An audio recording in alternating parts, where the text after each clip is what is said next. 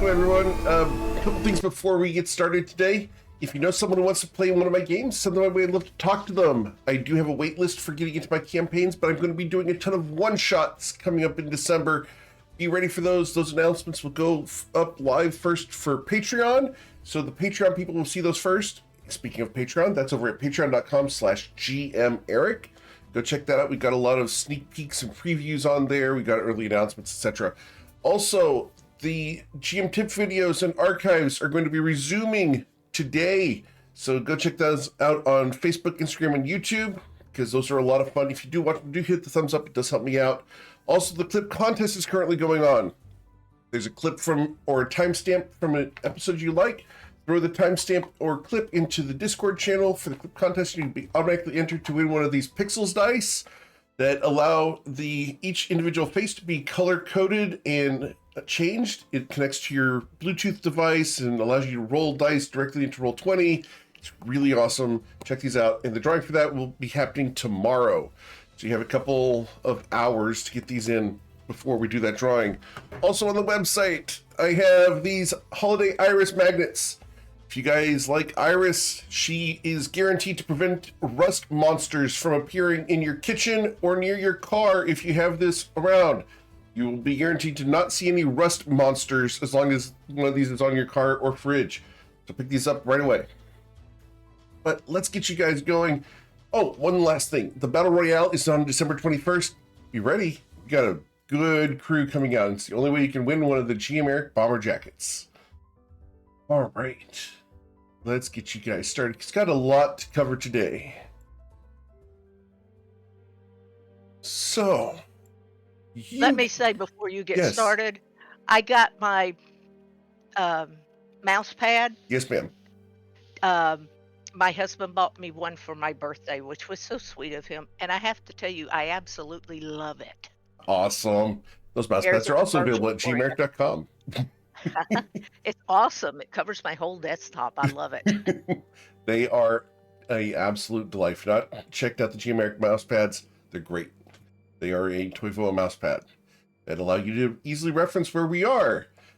Speaking of referencing where we are adventuring in the lands of Toivoa. Specifically, we are out here near the ancient wastes of Shu as you guys are trying to head southwards around the Horn to make your way to Chunju to restock and resupply on your way southwards on this voyage for political power as you work to restore our friend Twilight's Call to a established position in the Shintara Grove.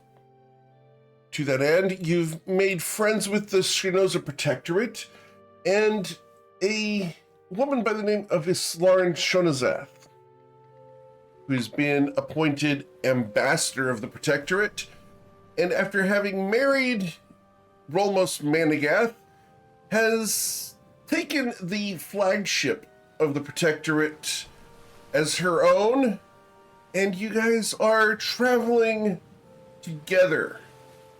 Along the way, you've made friends with Ayla Taylor, a cleric of significant power from far in the south. You're currently sailing towards her homeland. You've also made friends with Eowyn, a cleric and pyromancer of the Blue Cloaks of Nausha, who has joined your cause and is a fierce protector of the party. Recently, you met up with the amicable, but daft Bwinkle, who has joined the party as an archer extraordinaire. His immediate infatuation with Ayla has become prominent, for lack of a better term, as you guys have been going about your various adventures. Along the coast of the ancient wastes, you've been beset by ghosts and spirits. The question becomes, as a new day has dawned, you've just gotten done speaking to Leslie Covet von Sin, She has informed you that the Longstriders Consortium is working on assaulting the Isle of Shrona, specifically the citadel of Akeda, to attack Sagaeos.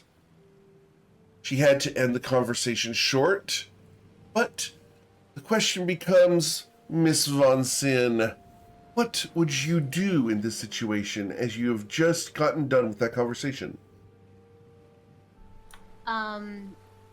At that point, I just kind of gather my wits about me very quickly and then literally run back to the group to explain everything that she had learned and hopefully get a response back to Leslie as soon as possible, which will probably have to wait a full 24 hours.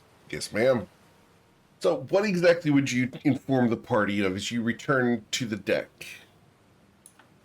I explain that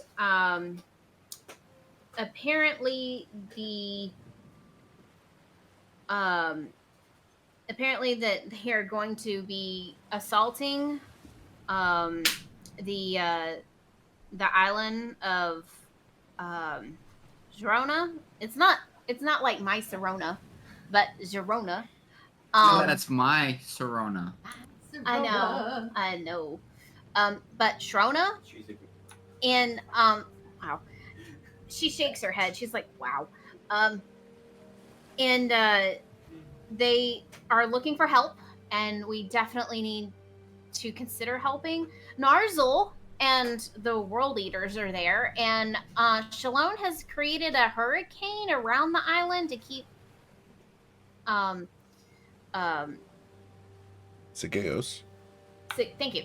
Sagaeos on. I'm having a moment. Big worm dude in the sky. Yeah, not that big word dude. That's got the two heads kind of thing. We're looking for like Sagaeos. So smaller worm dude in the sky. On the ground, actually. The guy that grabbed Blood Sword.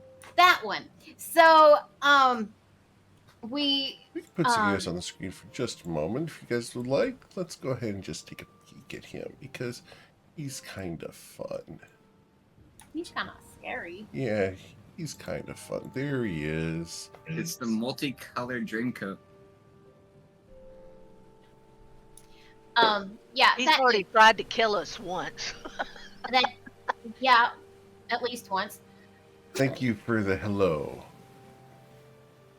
Yeah, they're gonna go after Sagaeos in his lair at Sharona, and they've got, like I said, Narzel and the World Eaters there to help out with that, which is a thing.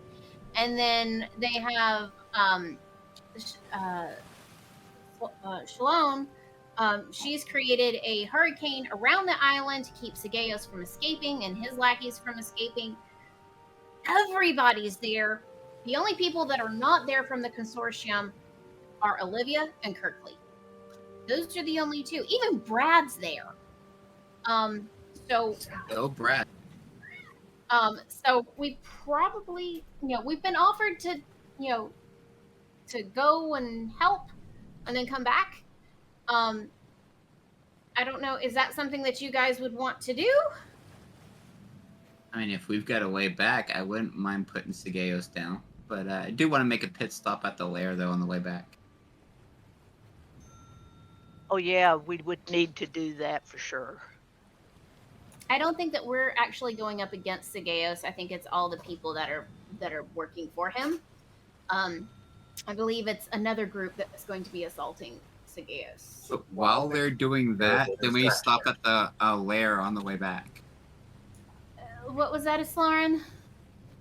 So we are the distraction. Pretty much. And I really don't want to be the one that Sagaeos goes after because of all of the pretties that are in his lair. I mean, that can be very distracting, especially if I get a hold of George VI.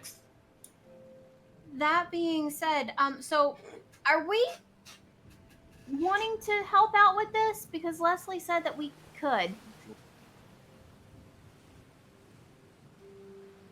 I mean, I think that we should just for revenge for, just to avenge Bloodsword.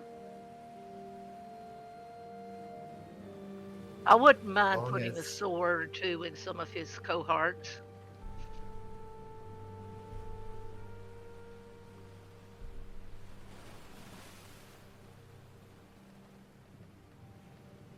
As long as not interfere with our current. Absolutely. Owe it to blood. Owe You're it to the world. really quiet today. Let's see if I can turn you up.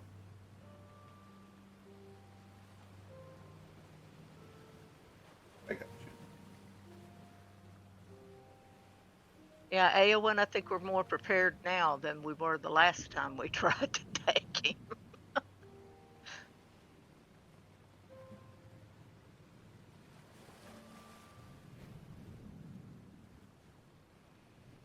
All right. So, after this slight briefing of it,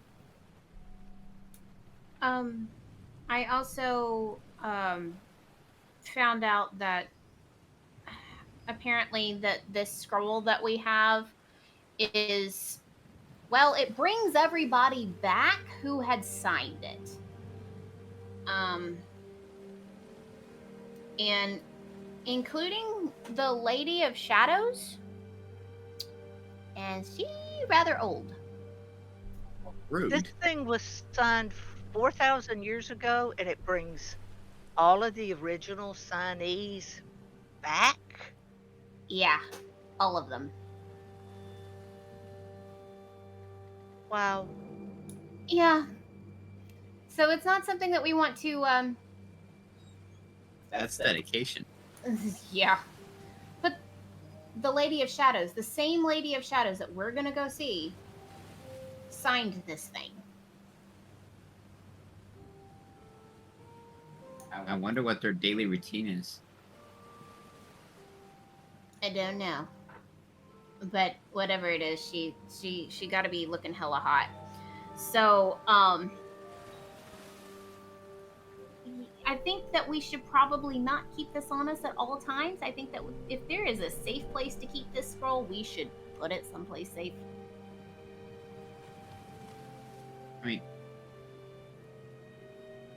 is it It's something Lauren. that we would use, or is that something we would give to somebody else? There is somebody who could potentially that has been looking for some. There has been somebody who could potentially help us with the whole Shantara Grove thing, but I know that she's also been wanting to take out Zygaeos as well, and this could potentially help with Vagradan and everything too. So I mean, this scroll can only be used once. But it was meant for Vagradan, though, not Zygaeos. Right. So my suggestion is that we put it someplace safe until we can get it to the right person. Sweet August Rose is potentially one of the right people. Did Leslie know about the scroll? She's been looking for it for a long time. I did not tell her that we have it. Should we give it to her? We can't now. Why not? Because she's about to assault Sharona. Zygaeos, yeah. She better not assault Serona. I've been trying to keep care of The her. island, not your dragon.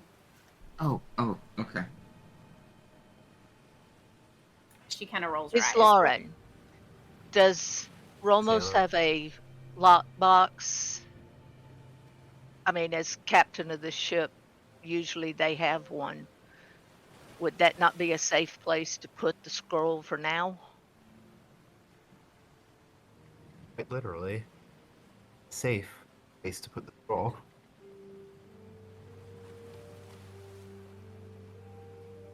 So I'm going to hand the scroll to Islauren. And then, Islauren, you can take care of this for us. We'll immediately go to is it in the lockbox? okay. Awesome. As you go in and put it in the safe, You recall that the safe is waterproof. There's a nice tight rubber seal there. It'll be safe there. The only people who have access to that are you and Rolmos.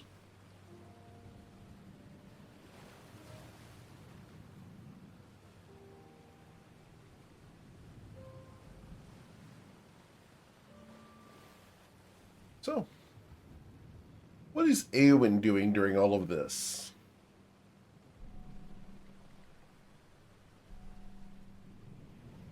Eowyn?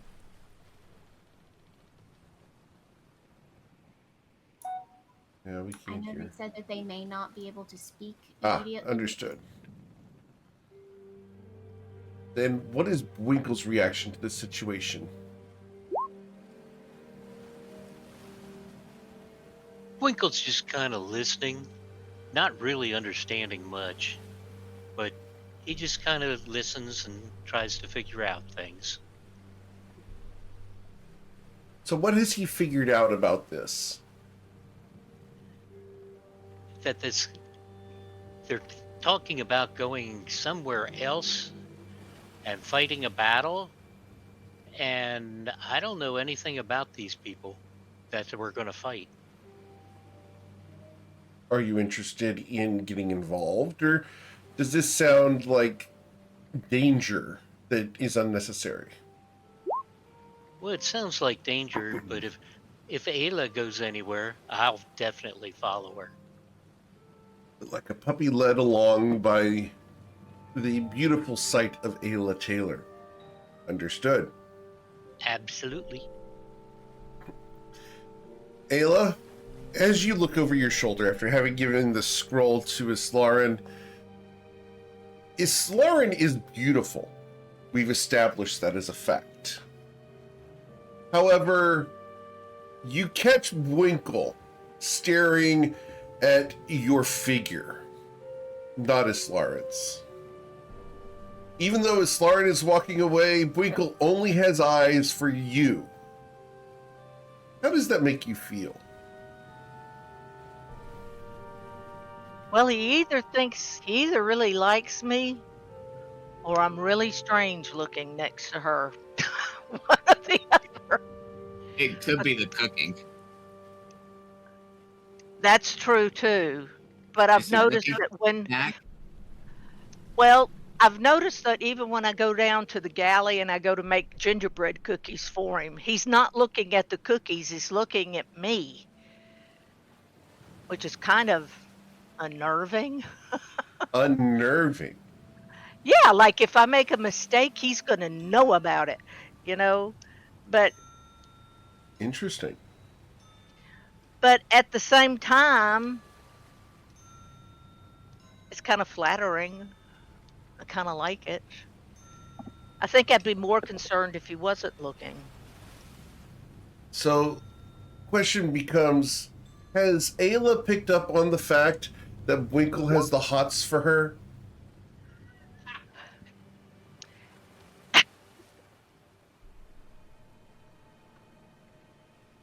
Uh, yeah, I have begun to pick up on that little thing that he wants to eat all my cookies. Understood. As a That was question just the for twilight. you, Ayla, looking at Yes. this muscular mountain of a man, would those antlers make good handles? Oh, definitely. Understood. Definitely. They could be very useful. Yeah? Kathy just left. Covet just left. All right. So, Islarin, as you return up to the deck, you see Ayla giving Winkle some eyes. You're not sure what eyes, but maybe some... He needs some fattening eyes. Whereas Winkle is giving her quite different look.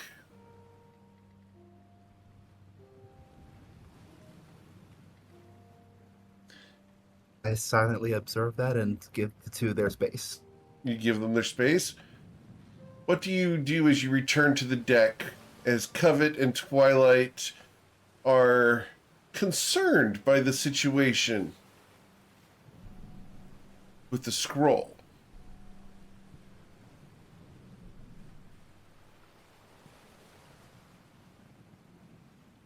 I'll go back over.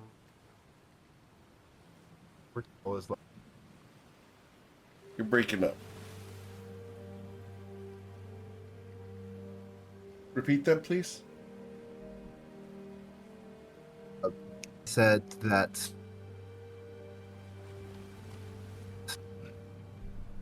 I said that I'll return to the group, but I didn't have anything additional to say now that the scroll is locked up.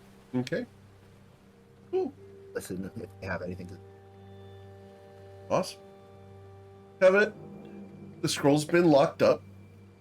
You've made your report to Leslie. You've gotten news. Twilight seems more concerned with loot and dragons than he does with the actual defeat of Sagaeos. And T-Rexes. And Tyrannosaurus Rexes. He wishes to continue the line of George. You look at his Slarn. Go ahead. Again. The George the Sixth will rise again. George the Sixth will rise again, is his line. Islarin's returned from locking up the scroll. Eowyn is off to the side, listening and letting you decide where you should go. Are you ready to continue southwards along the coast?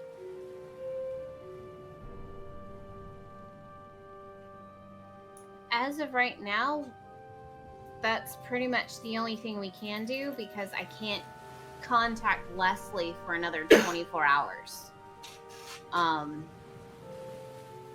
So until we can help, we should stay the course. Okay.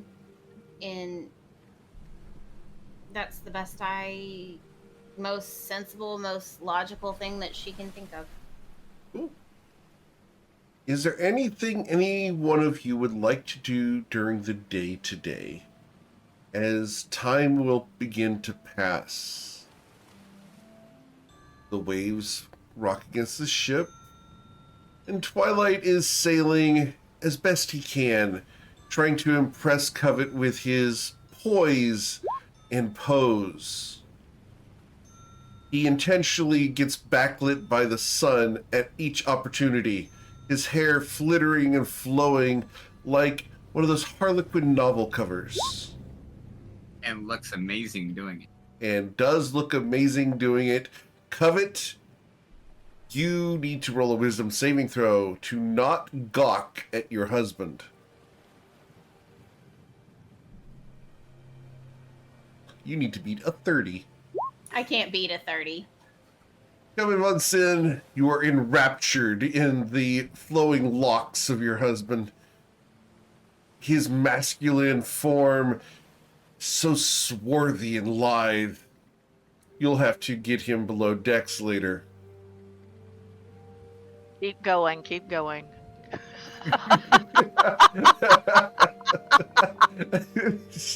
For those who cannot see the webcam, Thank you, Angela. she is laughing so hard that someone had to come and pour her wine for her.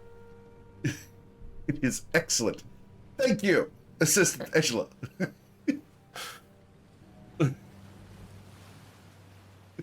It's a really full glass now, I'm just saying. That's called prepared for content. Chink.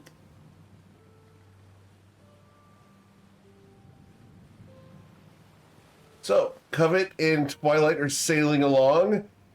Ayla, would you be on deck all day, or would you go and bake or cook something this evening? Something. Well, we're getting a little low on stores, and so just to try to stretch things, I think I'm going to fish off the side of the boat for a while today and see if I can get us some perch or something to just kind of stretch the meals a little bit. Understood. Winkle, Ayla is going to start fishing. Would you go fishing with her, or would you simply observe? I'd probably observe, but I'd go up and ask her, "Are you going to make biscuits? I could help. I could need them."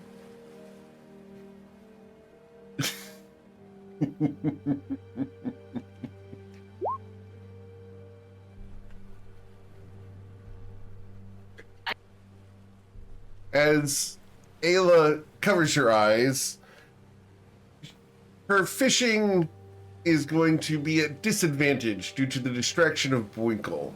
Can I please get a survival check?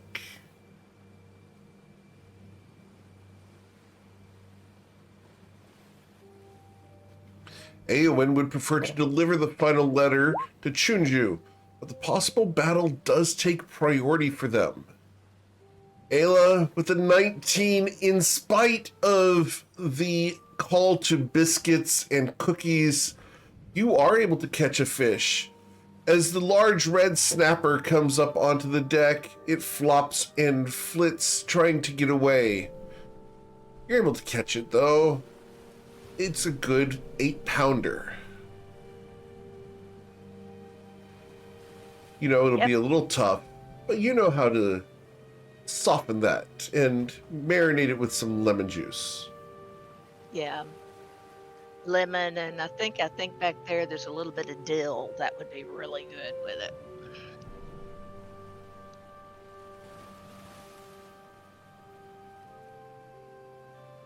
All right.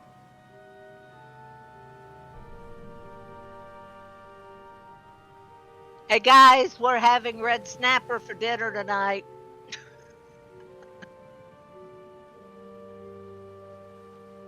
That's excellent. And I'll remember, Yummy. Islauren, to make sure that your portion has a little extra salt. Lauren will nod, thankfully.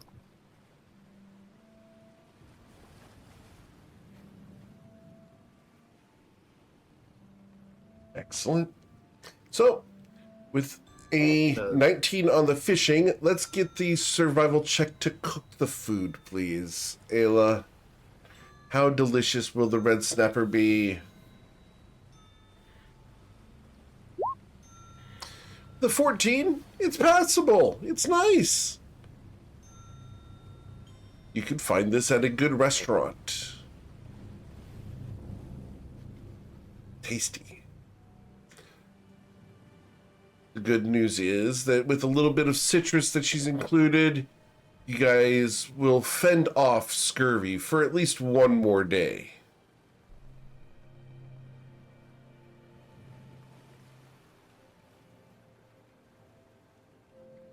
All right. So, as the day passes, uneventful. Is there anything you guys would like to do before going to bed? I'd like to put together my last 2 unused gems into a finished product. Okay. Gotta give myself guidance.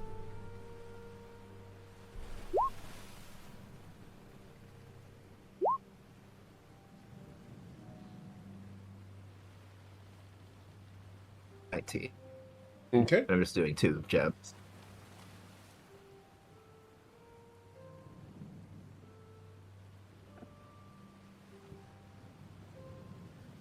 Awesome. You are able to double the value of those gems. Made a nice little circlet out of kyanite and green tourmaline. Little Awesome. blue and green. Cool.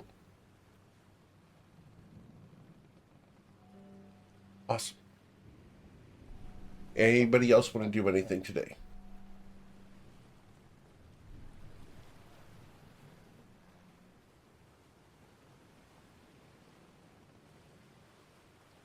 No? All right. The day will pass, and you guys can go about doing your normal every night thing. Can I get your perception checks for whoever's going to be on watch? Yep. Ooh. There we go.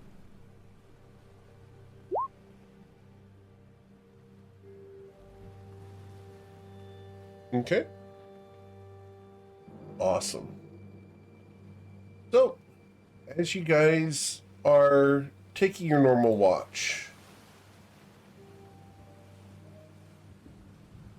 we are going to have Twilight's Call. The wind, once again, goes down to the doldrums, and the waves will die down to nothing. Here we go again.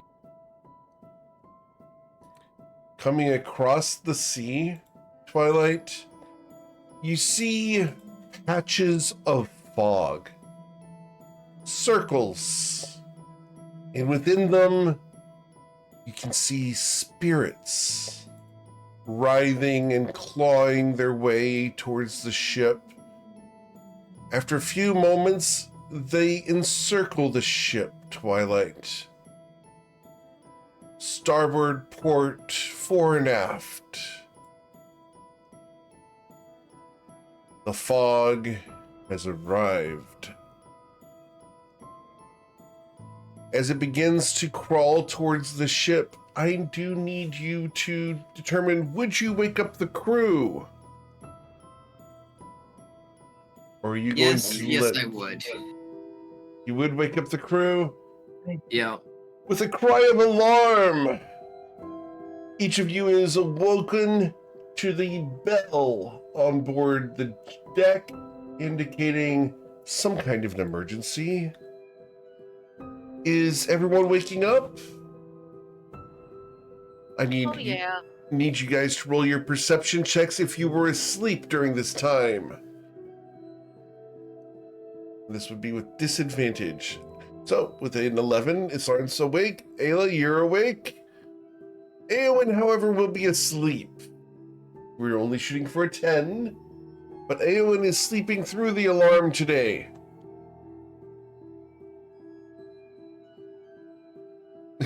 Eowyn states that they are going to change their dice.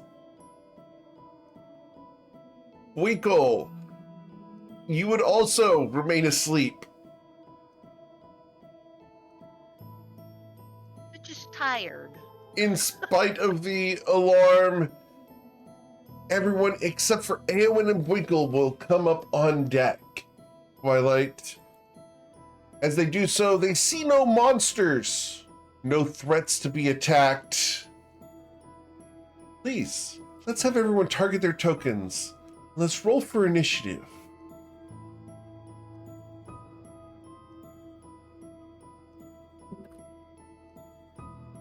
Because what's the worst that could happen? Twilight will inform everybody that does come on deck that we have a mist that has surrounded the ship. And within that mist, there are spirits, as if they claw upon the tops of the waves as they've encircled the ship. One job on this ship. And though they are at a distance, I have not attempted to speak with them yet. So Twilight will look over the side and say, "Spirits of the deep, why have you approached this ship?" They do not react to your words, Twilight. Not positively, not negatively. Completely impassive to your entreaty for information.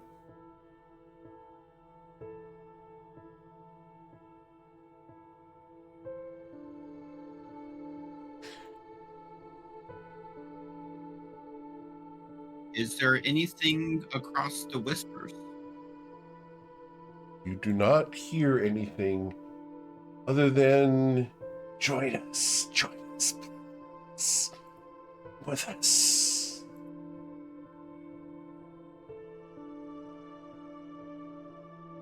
They keep asking for me to join them, to come with them. Why? I don't know. But that doesn't sound like a real good idea.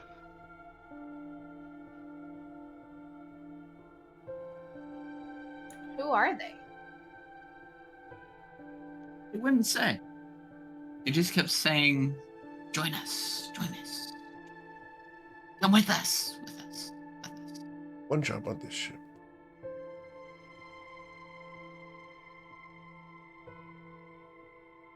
One be carrying the follow that. Grab that. Need you speak up, Miss Lauren. Repeat that. That anyone begins wandering into to follow that. Grab that. Okay. Well, going down the order, the mists and the sea are going to act first, which is unfortunate. So, 18d12. We are going to have these act in various ways. So, we need to move. So, you're going to move in this direction, and then that direction, and you're simply moving, guys. As the mists shift around the ship, they're ominous, portent, unknown as to what they will do. One of the mists surges forwards towards one of the crew. Another drifts away from the ship. And yet another.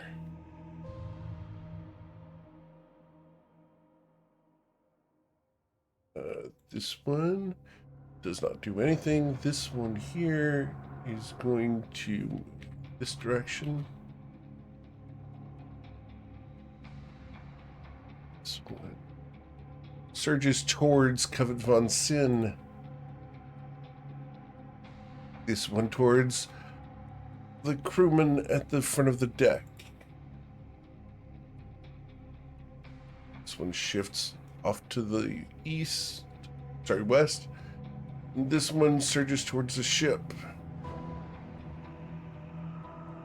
This one tends to block the ship even more aggressively.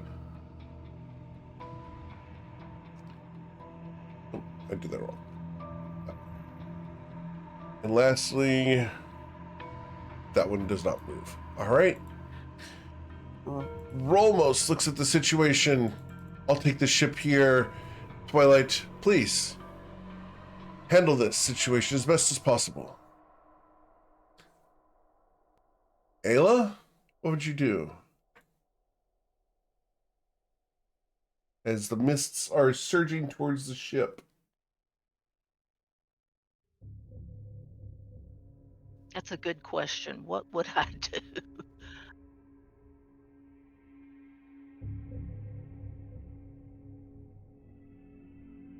The ship is encircled by necrotic mists.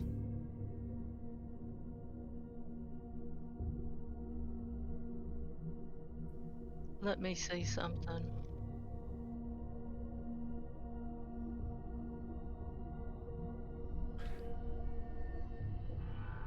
You can see many things.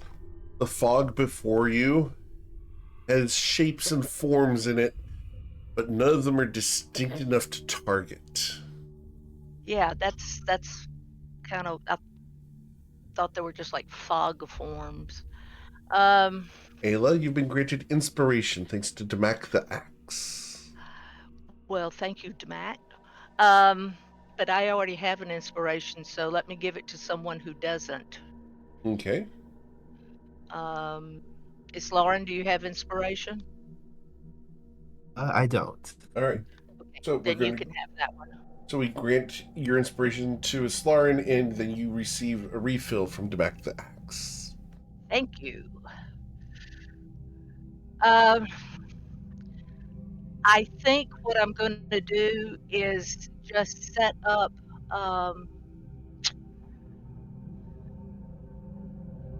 Um, Sugar, I'll think of the name of it here in a minute. Spirit Guardians. Okay. So we're going to Um, open up turkey legs and dinner all around you. yeah, Excellent. should be a lot of those available today. Indeed. If anyone has any spare turkey legs at this point, being Saturday, you ate your turkey wrong.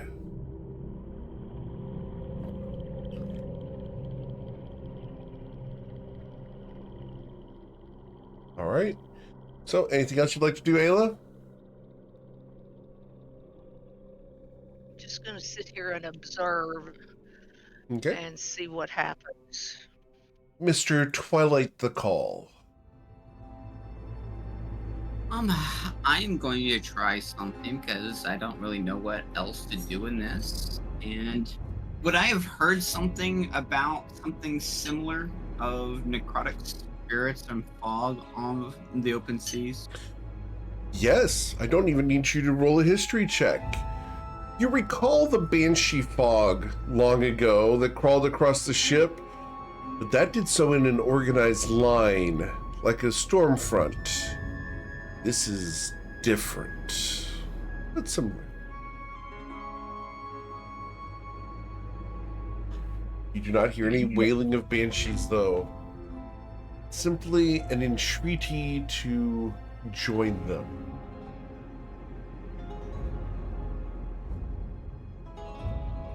This one that was approaching Covet, Yes. I'm going to attempt to use a technique to dispel or magic. Or dispel magic. Okay. Ooh. As you attempt to dispel the magic, I need you to roll your charisma check, sir, up across the top. As you attempt to dispel the powerful spell that keeps these spirits here, that circle of fog has dissipated and been removed. The threat against your wife and Aowen dissipated. That worked. Okay. I can only do that so many times, guys, but dispel magic actually worked on that one. Evidently, it was very Okay. poor magic. I've got that also.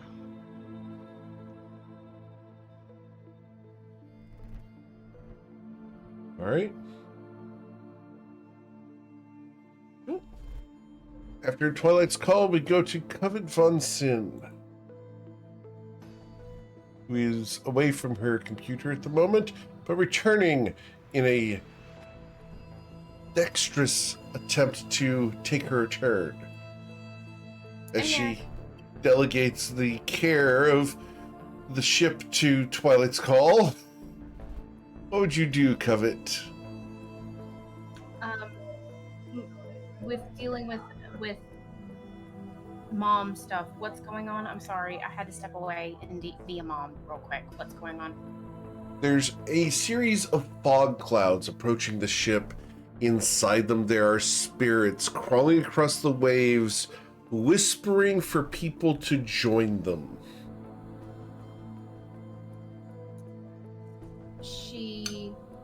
Has anybody tried talking to them yet, or no? Yes, your husband tried to talk to them and got no response. Okay, so she looks at this one and says, "Who are you?" There was no response.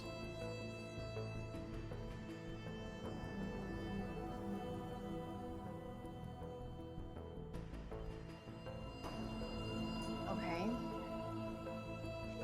So, with that, she is going to hold her action for when they actually become hostile. And yeah, that's what she's going to do. She's going to hold her action until they become hostile. Okay. Islaren, what would you like to do? Before I do anything, are Bwinkle and Eowyn below decks, or are they just on deck? They are below deck still, unacting, because they are not awake. I'm going to ask the closest crew member to see if she can go check on them. Okay. They will go and do so on their turn. Yep. I'll use my channel divinity. Will.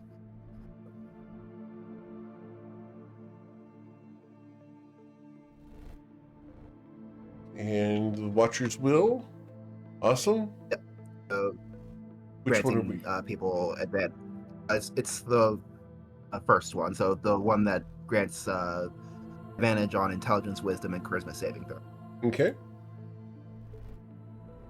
Awesome. Just to Ayla. Yes, so Covet and Twilight, and then I automatically get that started as well. Okay. The one I instructed is the one who does not get it. Understood. And I will continue moving.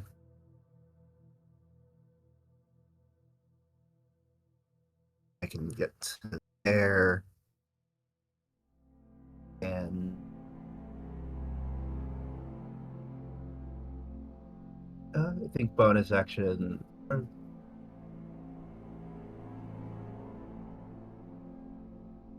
Cast Shield of Faith on myself, might as well. But that'll be it. Cool. Well, the crew are going to run down. One of them is going to run down below decks. As she goes down, she's going to bang on the doors of both Winkle and Eowyn and be unable to wake them.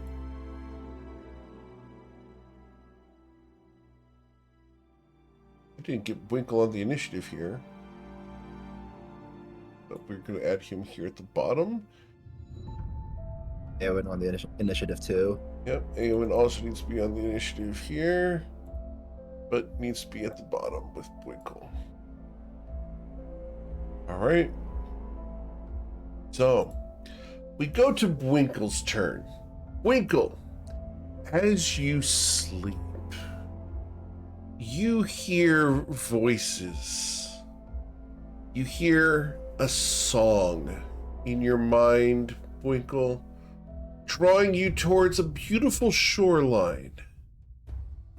Lush and rich with palm trees and coconuts. Laying on the shore, you see a beautiful woman. She looks a lot like Ayla, dressed in the skimpiest of swimsuits. Lounging in the sand, she waves at you. Winkle, I need you to roll a wisdom saving throw.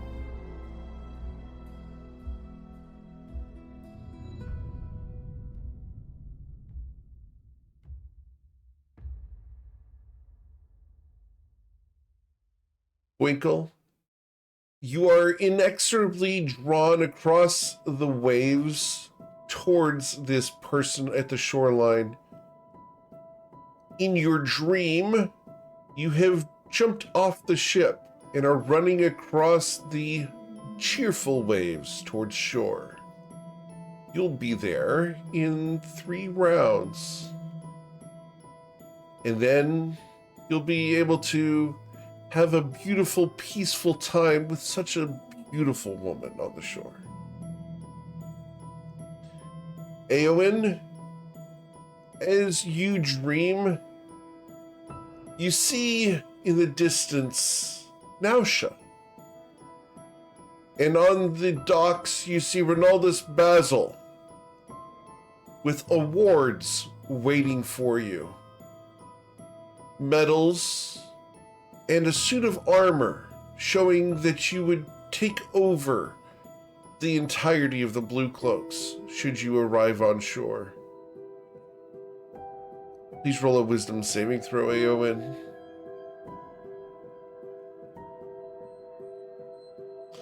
With a 12, Aowen, you also leap off in your dream onto the waves and start your way towards the docks. Ronaldus Basil beckons you towards the shoreline. You'll be there in 3 rounds.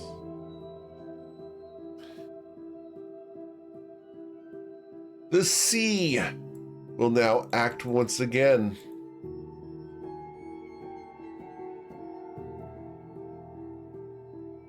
As my actions are randomly determined, I have no control over what happens here.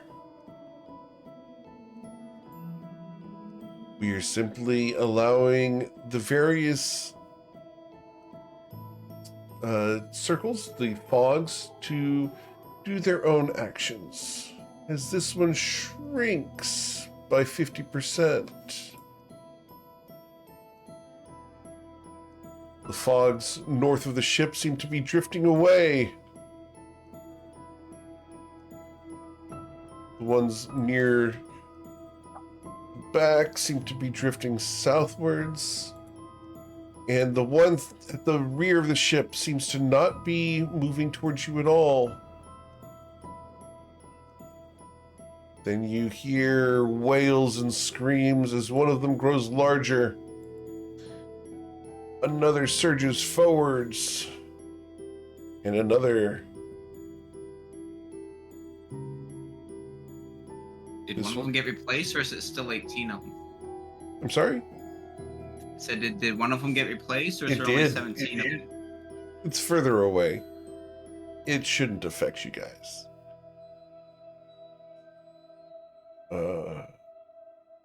So one came back? Nope, one got added from the shoreline. It's a long ways away.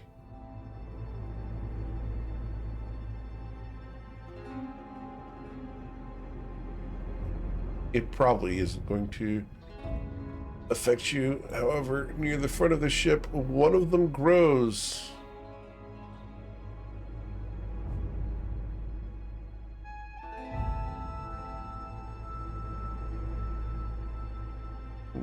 Lastly, all right. Yeah, the one near the shoreline has drifted back to shore. That's not going to affect you guys. So we're going to go back down to 17 as that one returned to shore. Ramos looks at the situation, is not pleased. If only we had a blessed wind, we might be able to move north. I'm afraid. Ayla, the spirit guardians around you swirl and swoosh. What would you like to do?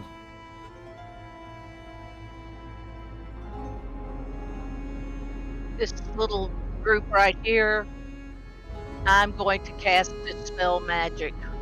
Very well. Please roll your wisdom save. Sorry, wisdom check up at the top. Not wisdom save, but up across the top. Yep. With a 14, you are able to dispel the magic of that mist, and the spirits will dissipate. We're down to 16 fogs that threaten the ship at the moment. Anything else, Ayla? I'm gonna move forward just a couple of steps. Okay. And that's it.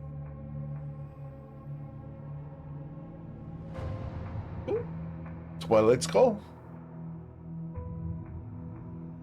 I see one that moves closer to both Covet and Eowyn, and I am going to continue to dispel poor magic that right. exists out on the way.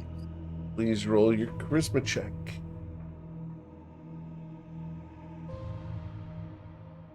You dispel the magical mist. Anything else, sir? I I will move right about there. All right. As Twilight's call has dispelled one of the mists once again, Covet Von Sin, you seem secure in your location. What would you do? I'm checking distance real quick. Okay. I'm going to cast Silence Okay. on this one. See if that works. Okay. Awesome.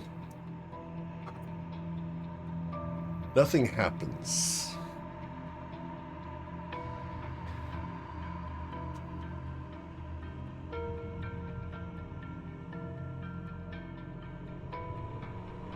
Right? Anything else, Covet? She is going to cast Spirit Shroud on herself. Very well. That extends out how far?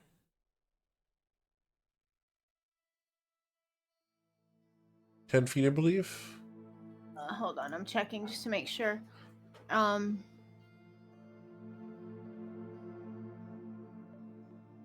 feet, yes. All right.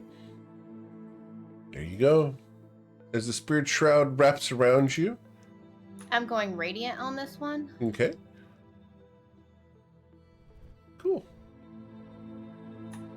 So there's nothing on me. I'm just putting it there up on the V. Sure. Right. Well, that's your action and your bonus action. Anything else you'd like to do? Stay on guard. Very well.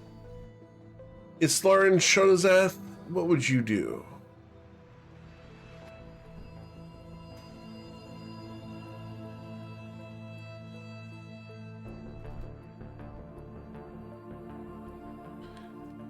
Islarin moves to the prow of the ship.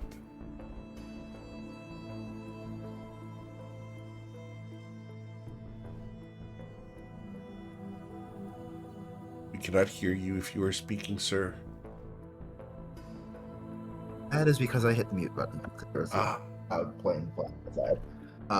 But that's gone. So I wanted to move up toward the front of the ship, and I wanted to examine the nearest fog cloud up close. As you lean closer to it, inside the mists, there are faces and hands that are reaching for you, Islarin. They wish to draw you into the fog. Will you join them?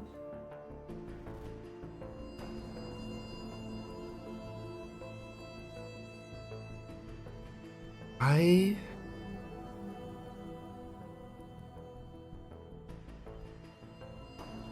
doing a really bad idea. Now let's see what happens. Okay. I'm going to reach out a hand Okay. to see if one of them tries to grab me. You reach into the fog. I reach to the very edge of the fog. Nothing happens. Nothing reaches out of the fog to grab you. All right, then I'll extend my reach into the fog. As you Just reach barely. into the fog, your fingertips brush the edge of it. It is cold. Deathly cold. Islarin falls to 0 hit points. And is now unconscious and dying.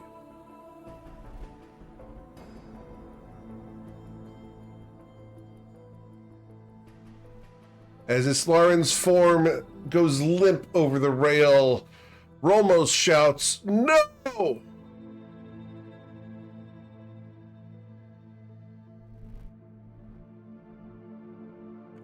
All right. That's the end of Islarin's turn. The crew runs up to here and will pull Islarin back. Just out of range of the mist. And it will dash to pull her away even further.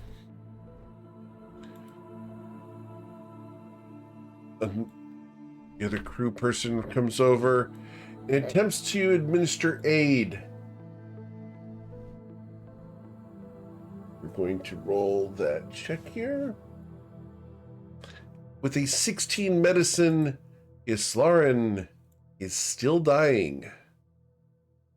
The medicine check does not assist as a magical effect is currently going on to Islarin Shorazeth. Seeing this, the crew person at the back of the ship will move away from the fog cloud. Winkle, what would you do, sir? Am I still on the beach? You are currently headed towards the beach. So, as you are currently dreaming, I'm sorry, I should have taken control because you are in the middle of the dream. You hear the woman on the beach beckoning you towards the shore. Her cheerful voice is delightful, and you want to go there. Can I get your wisdom saving throw once again?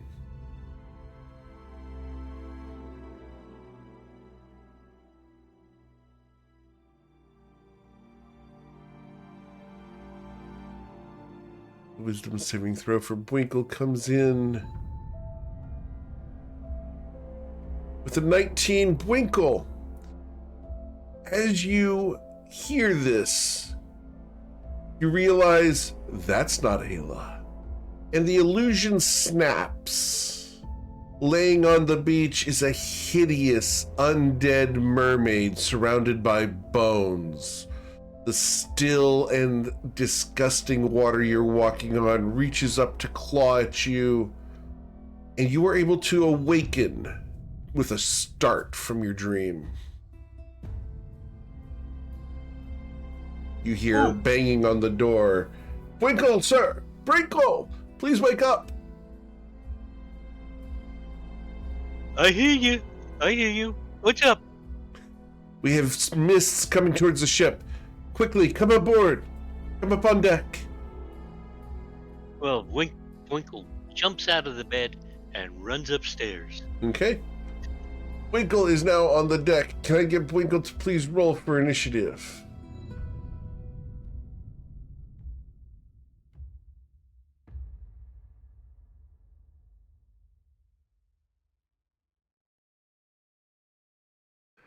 So that we can establish where Winkle will be in the initiative order. Winkle got a 15 on initiative. Excellent. Cool.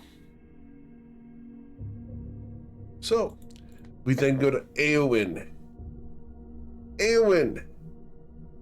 Renaldus Basil is on the docks, beckoning you towards a ceremony in your honor, where you would ascend to leader of the Blue Cloaks. Can I get a wisdom saving throw, please?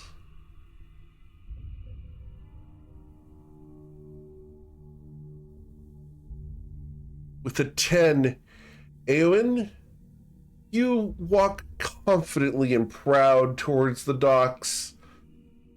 You'll be there in 2 rounds.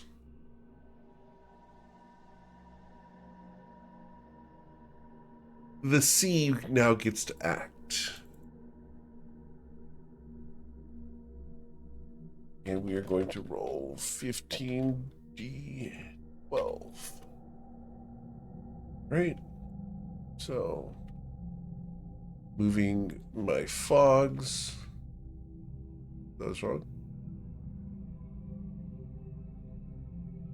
The fogs near the top of the ship seem to be moving away.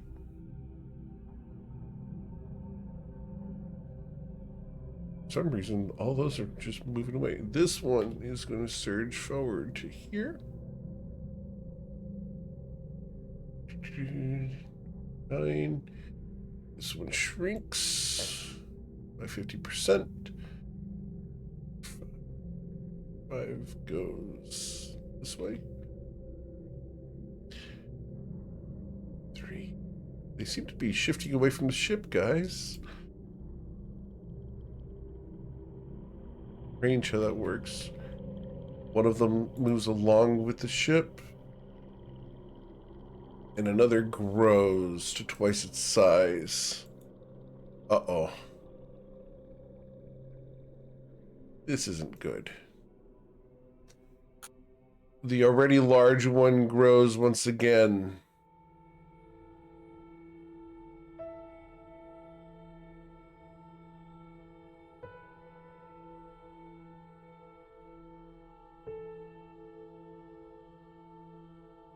Consuming one of the smaller fogs. This fog that inserts the spirit guardians, what happened to it? It has not entered yet. They're sharing that corner there. We'll see what happens. And then this one. All right. Rolmos looks at the situation and is going to... Goodness. He's going to leap over the railing to here. He's going to give Twilight's Call Bardic Inspiration. Please, sir, This is cool. save them. Winkle, as you come up on deck, you see a Slarin dying. What'd you do?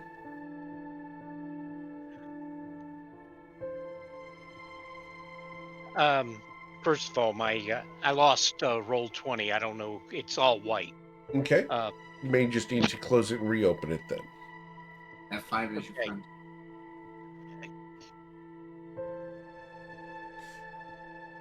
Twilight, Rolmos tells you, please, help. You are doing quite well, and I have no idea what to do. Just tell him what you're gonna do. I would take and run over to him and see, maybe pick him up and move him more towards the center of that circle. Okay, moving Slarin towards the center of the circle. Gotcha.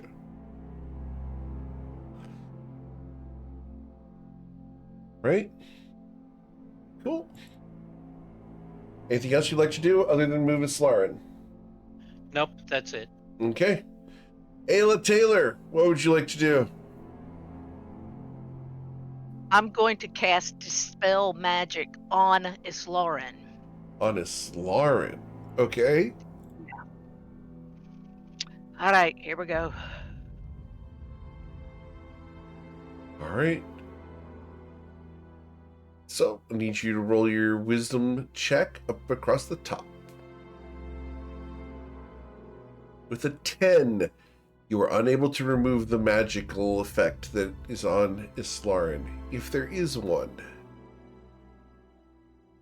Okay, then Ooh, I'm sorry. Would that remove the divine effect, Islarin?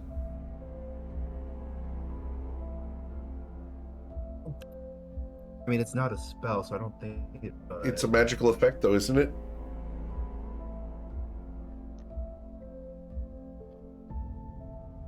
I mean, it depends on your ruling, because normally the spell magic only affects, like, you can target a magical effect, but it like ends spells that are on it. Okay, then we'll just let it be. Okay. All right, so Ayla, your Dispel Magic does not work on Islarin. You still have a bonus action and movement. okay, the crew member tried just a health potion, right? She tried to perform a medicine check. A medicine check. Okay, I'm going to drop an Australian fire bloom into her mouth Ooh. and see what that does. Unfortunately, Australian Fire Blooms require an action, so you'll have to wait till next round to do that. Darn. Okay. All right. Well. Shoot. Well then, let's try this. It's got to do something. Let's try. I bet that's an action too.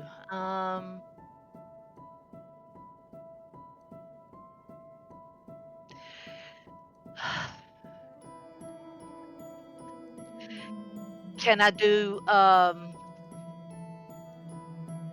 word of healing? Sure. Healing word, sure. Healing word. Okay. All right. Healing word. It does not work. Islarin has regained no hit points from this. Okay, that's all I got. All right. Twilight's Call. What would you do? So, having received somebody else's bardic inspiration, Twilight's a little unsettled about that. It feels a little bit weird. He knew the process exists, but he didn't really expect him to be the recipient of it. So he's still trying to come to grips with what Rolmos just did to him. He will look at this great big thing that Islarin reached out to, and will attempt to dispel that poor magic as well. Okay. Please roll your charisma check across the top. Can I add the bardic inspiration to this? You can. And is he a D10, D6, D12? What is he on the He is bardic? a D8. Okay. Mine's a D10, but who's comparing? You are. It's not All the right. size of the die, it's how you use it. So, with a 16, Twilight's Call, the large fog near the front of the ship dissipates. Thanks to the bardic inspiration of Rolmos Manigat. Did that do anything for Islarin? It did not. That's not good.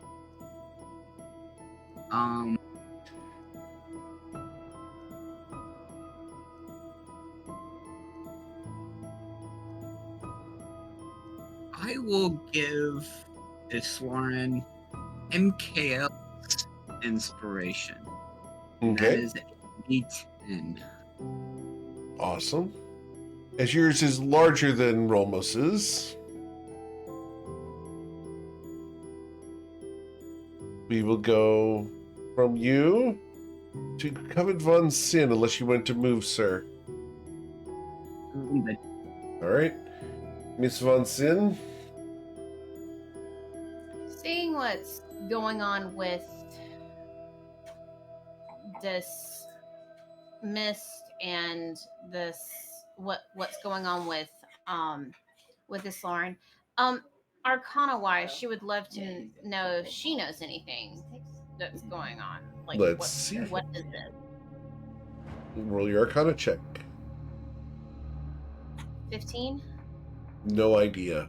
You know that she is immune to receiving hit points at the moment. Traditional ways of healing her are not working.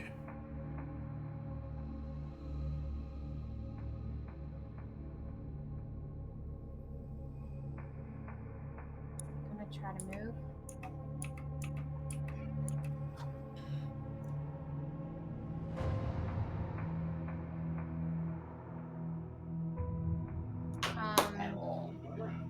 Bonus action. Let me see if I can find it. Hold on real quick.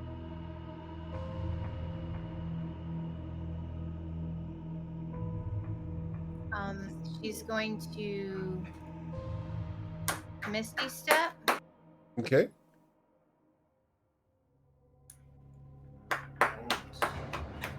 Make sure that I'm using the correct. Can I go? Do I have to go full 30, or can I go? You can as go far as I up need? to 30 feet. Okay. So she's gonna move here for Misty Step bonus action.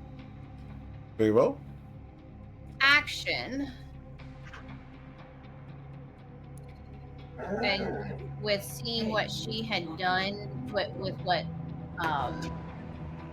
Ayla had done, she is, or wants to do, she pulls out a fire bloom. Okay. spell, and places it on Soren's tongue. All right. Let me pull up the Australian Fire Balloon because I just need to check.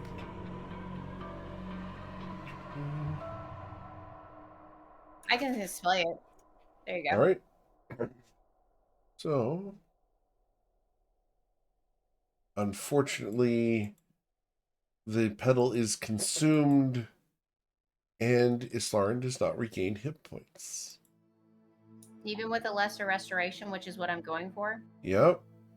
That would remove the blinded, deafened, paralyzed, or poisoned conditions.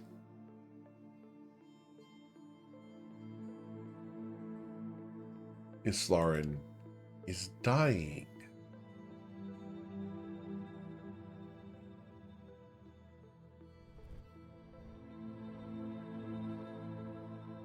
All right, Covet.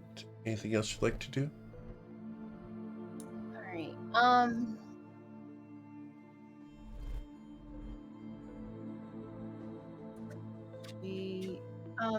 At the moment, there's not a lot I can do.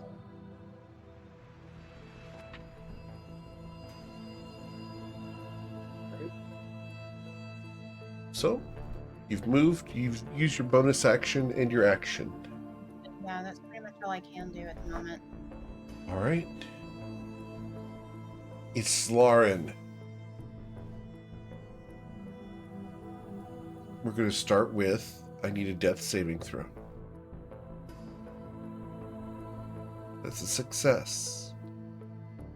Islarin, in your unconscious state, you're sitting on a beach. Somewhat familiar. It's comfortable. The sands are white. The air is warm. It's peaceful here, Islarin. So very, very peaceful.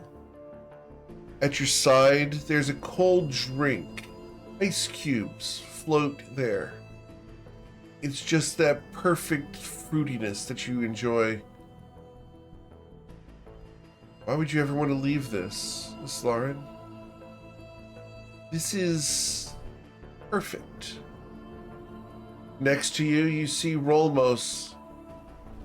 His magnificent body glistening in the sun, tanned and muscular. In the distance, you see Coven and Twilight waving from inside the sea as they swim and frolic. He dunks her. Over to the side, you see Winkle and Ayla giving each other massages. And Eowyn leaning up against a coconut tree, sulking. Need you to roll a wisdom saving throw, please. The 23, Islarin, you have advantage on your next death saving throw.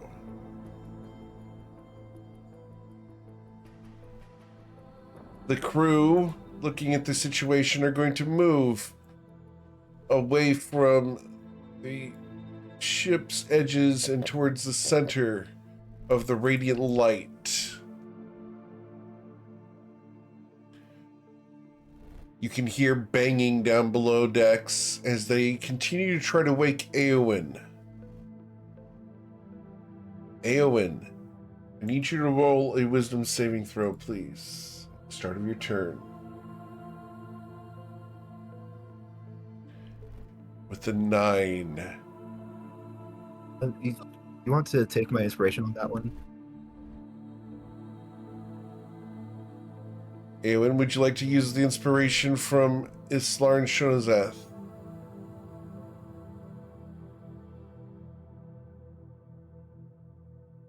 Okay. Eowyn says yes, thank you. Eowyn's unable to speak today due to the real-life situation they find themselves in.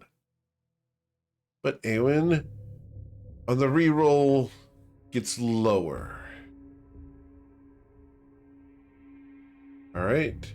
Twilight's Call is handing Eowyn his inspiration. Eowyn, would you like to consume Twilight's Call's inspiration? The dice are telling a story. Those are wisdom Those are checks. wisdom checks. That's not an actual saving throw. The saving throw at the top left side, Eowyn.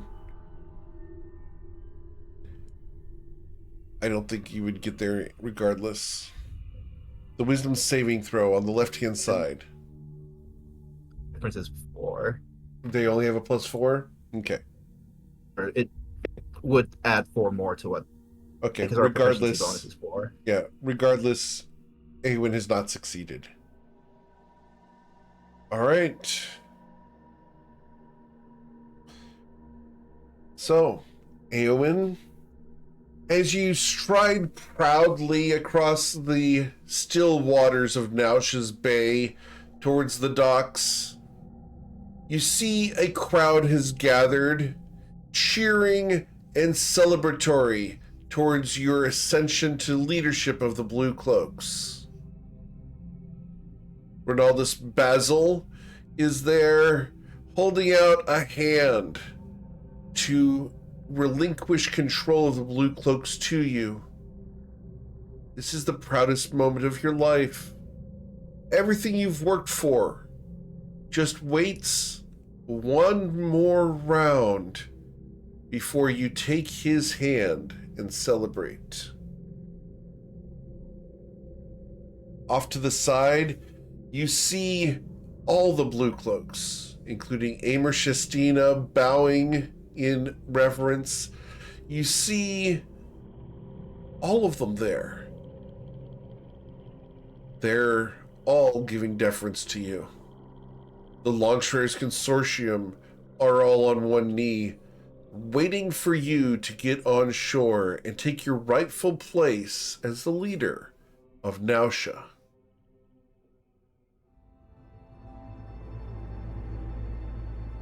All right. So, then the fogs move once again, inexorably and uncontrolled. The sea moves.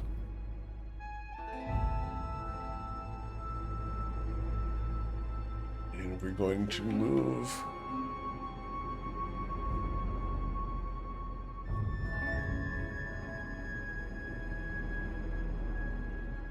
Oh, that was supposed to be this way. Okay. And then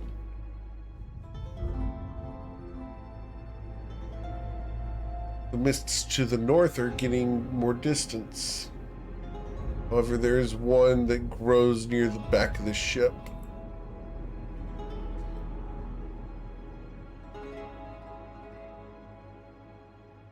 And the small one surges to there. Pursuing someone, Romos hears a voice calling out to him from behind the ship.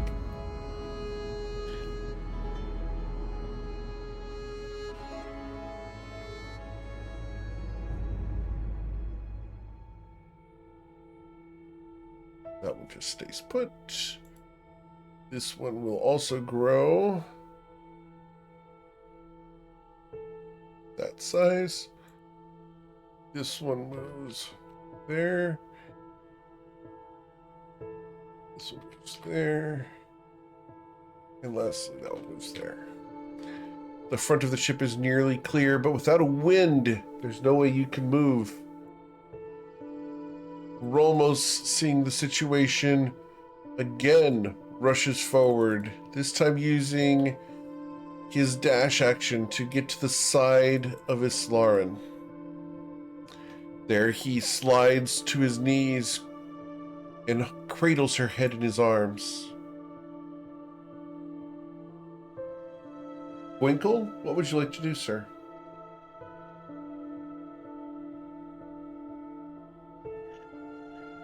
Winkle doesn't have anything that can actually help. However, he goes over next to Islarin and puts on a guard. Okay. So giving her the help action, Yes. All right. Ayla, what would you like to do? No one's seen Eowyn. I'm going to cast Dispel Magic at this thing down here. Okay. Please roll your wisdom check across the top.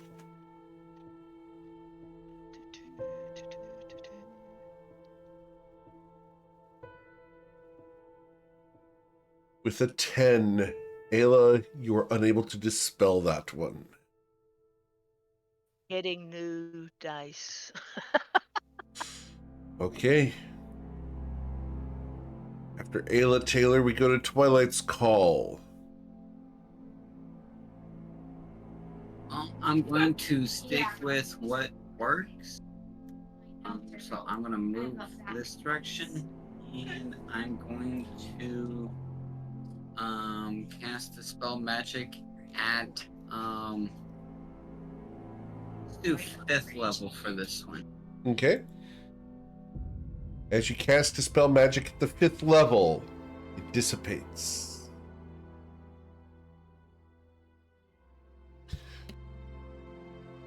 I clicked the wrong slot. I moved it down to the 5th slot. Thank you. Anything else, Twilight's Call? That helps with not having to do a charisma roll on that one. Indeed. I did. And bonus action. A movement? Bonus action?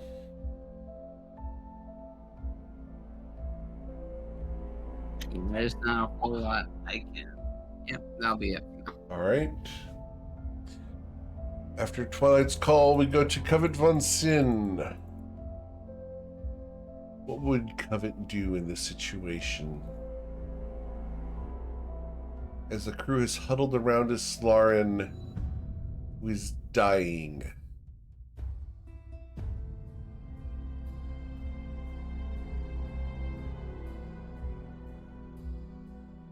Okay.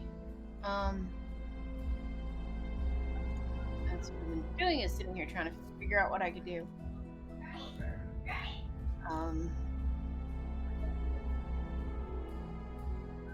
Like, this is just wild.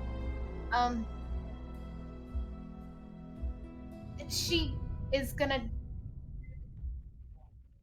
She can't use counterspell on it, can she? No, you would know that that would not work. Yeah, I'm just grasping at straws now.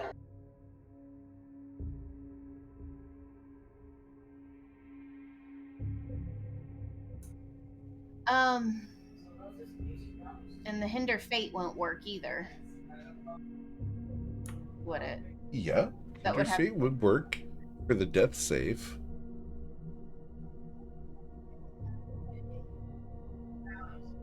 Okay, so Or right now, one saving throw, up to you.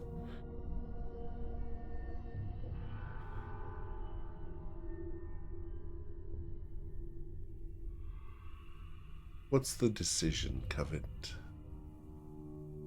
It would be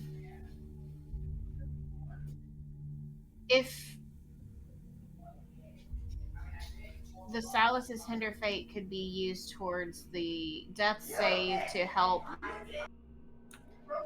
To, if she rolls poorly, she can re-roll that correctly. Am I understanding that correctly? She Or wouldn't I'm trying be to rolling understand how it. this works. I'm sorry, what? Say that one more time. She would not be rolling it. You would temporarily suspend Islarin in time. Yeah, let's do that. Because it's the best thing I can think of. Okay. So as you cast Silas's Hinder Fate, you prepare to grab a moment in time and prevent it from occurring. Anything else you'd like to do? Any more movement or bonus action? She's going to step forward and be like right here, so she can have as many of her friends as possible. Sure. Okay. Islar and Shunazath. And that's give it a moment. At the start of your turn, you would be rolling a death saving throw.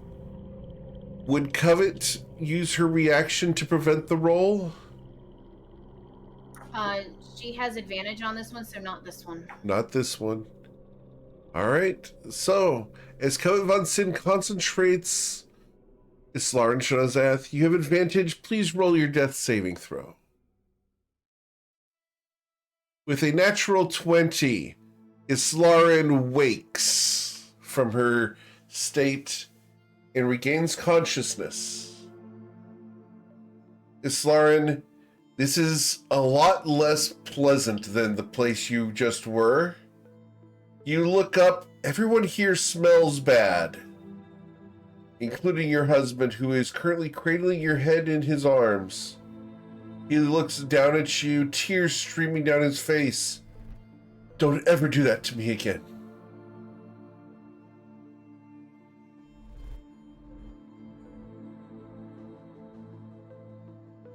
Try.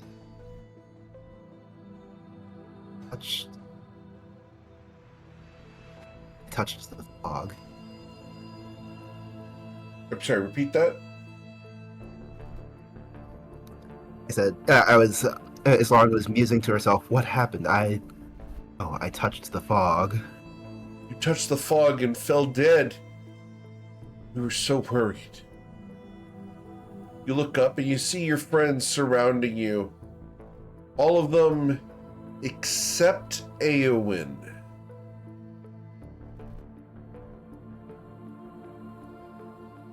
Eowyn Anyone is seen notably Eowyn? missing.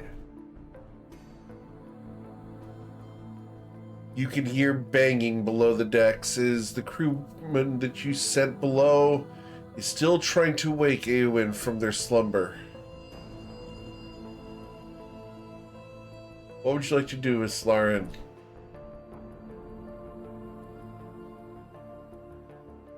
I will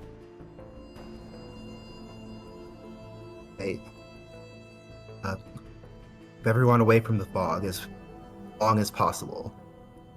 And I will get up and I will head downstairs to try to help get Eowyn up. All right. I'm assuming something similar is happening to Eowyn. You have not seen Eowyn yet. But as you come down the hall, the crew person stands out of the way.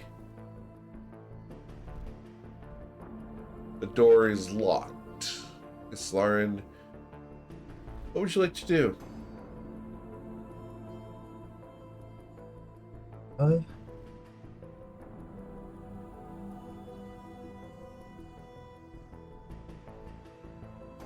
I would attempt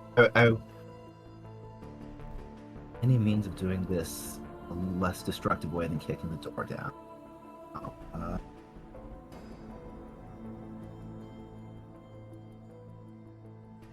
Yeah, I think I just have to try to kick the door down.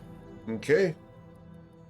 Please roll your unarmed attack to try to kick the door down. A door like this is an AC of 18, and you will critically crush the door. As the shambles of the door shatter, the frame breaks, the lock bent. Laying in his bed, you see Eowyn, white as a sheet, unconscious, and dreaming. There's a smile on his face. He looks so peaceful, as if he's been arranged for burial.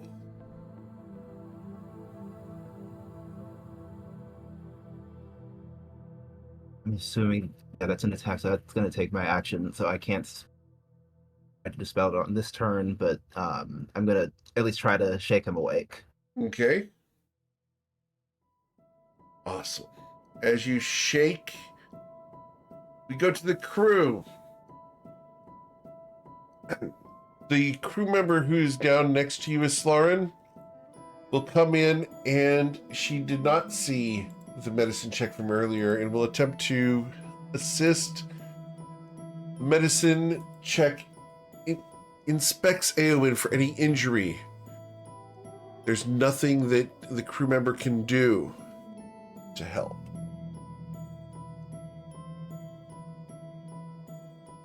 People up on deck move away from the nearest fog to ensure that they do not get affected. And then we go to Eowyn's dream. Eowyn, Ronaldus Basil holds out his hand for you. A smile across his face. Everything you've wanted. The approval of Ronaldus Basil. The power of becoming in charge of the city lies at your fingertips. All you have to do is give in to this dream, Eowyn. It's all yours. I need you to roll a wisdom saving throw, Eowyn. Or embrace the dream. With a 27, Eowyn, as you reach out to grab his hand, the hand skeletonizes, and Ronaldus Basil is revealed to not be the dashingly handsome jerk that you're familiar with, but rather the skeleton form of a hideous mermaid standing at the shoreline of the ancient wastes. And you wake up to find yourself being shaken awake by Islarin and one of the crew people. What would you do, Eowyn, as you have avoided death?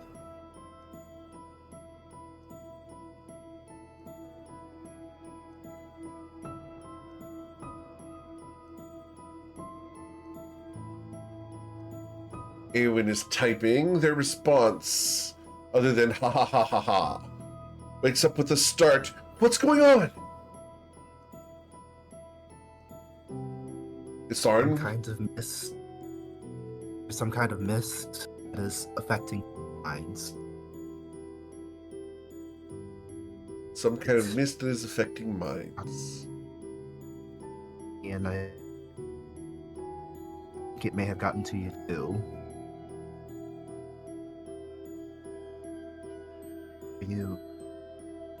Are you okay? And her. Eowyn responds with a text message. One moment. As Eowyn types the response, because they cannot speak right now, like Neo from the Matrix.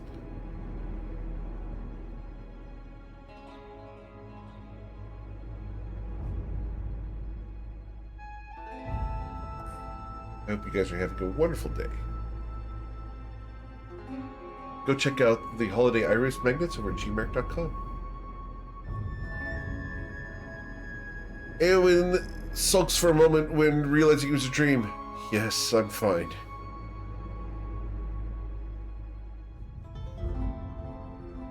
The disappointment of not achieving that just now, not reaching that ceremonial success of their life. It just slips away, Eowyn.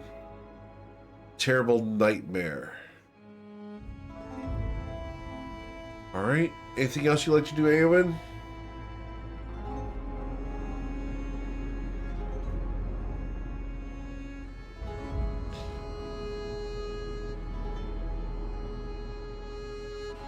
I'm going to take that as a no. Oh, yep, the initiative is 7. Awesome. Thank you. We will put you down on the initiative here. Cool. As Eowyn is awake, you hear screams from the direction of the shoreline. And the fogs will dissipate. as the silent song of the sirens washes away across the sea. The waves and a small breeze pick up, and the ship gently begins moving forward. You're free once again That was rough. on this horrendous night. Can I make a suggestion? Can we sail a little bit further away from the shore? To be prudent.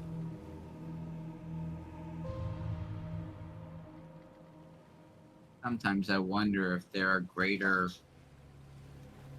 terrors of the sea than what we've been dealing with near the shore.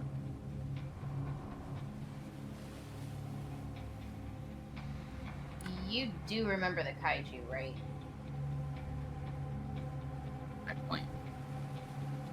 What happens when we encounter a kraken or some other terror of the deep?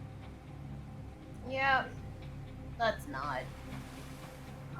I understand, but they can be Okay. killed. It's hard to kill something that's Do you magical not in nature. remember jumping from rock to rock to rock and not getting attacked by a kaiju? Yes, I do remember that because I was Usually accused it's of a dying when I was jump standing on a rock. But nonetheless, or croissant I am There are rocks I am out with there. Ayla on this one. or clank stomp. Or Is it clank stomp? there are potential dangers of the sea, yes, but there are certain dangers of being too close to the ancient. I'm Is not there a saying move out a mile or 2 miles or something like that. I'm just saying, even 50 feet out would put us further away from that because we just keep encountering more and more and more magical things. Some of them are trying to trap us, some of them are trying to kill us. Others, well, I'll have to say that dealing with I can't even think of his name now. Dealing with the fellow who gave us the Firas. He was not trying to trap us, he was looking for help. But I'm just saying just a little bit further, just a little bit further away from shore might make a difference.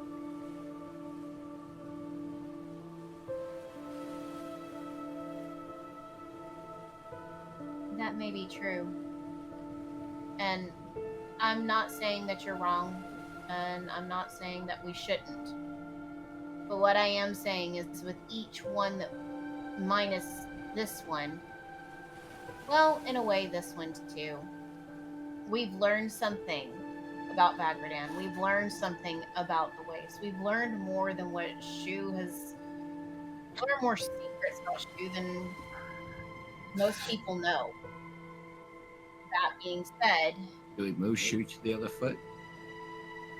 ignoring Twilight completely,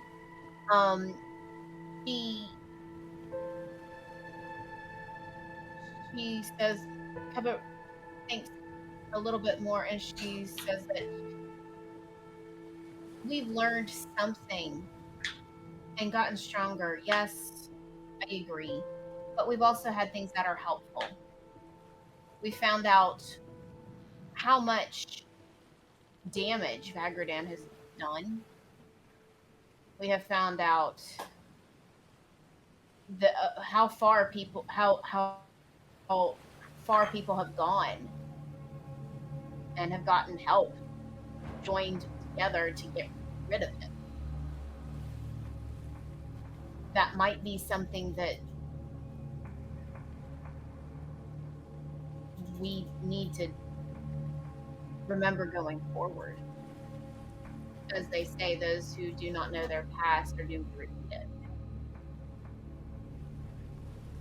But is it worth losing any of us? I mean, it's Lauren. This is as close as we've ever come to losing someone. Eowyn, it's the same. Even Bwinkle, was under your spell. Is it worth losing half our group?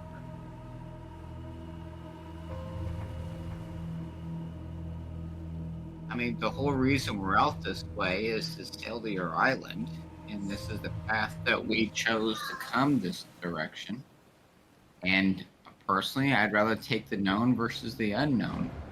But you always have to weigh the risk versus the reward. Are you telling me that it's not worth it? No, I'm not. I'm not saying it's not worth the risk. I'm just saying let's move 50 feet further away from the land.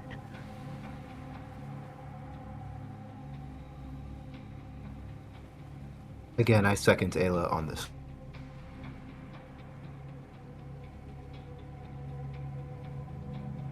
At least, especially for the remainder of the night, I would very much prefer not to experience something like that again until I had time to rest. Preferably Right. at all, but I imagine we will face much worse when we reach A realms. 50 feet. What's the worst that could happen?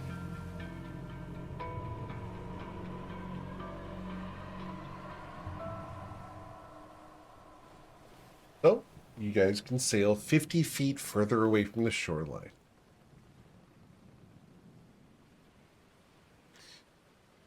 As you guys begin to relax, you will hear thud.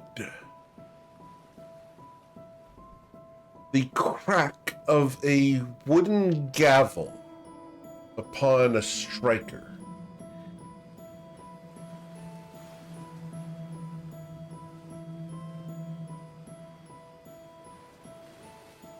The one peal of the gavel. That is it.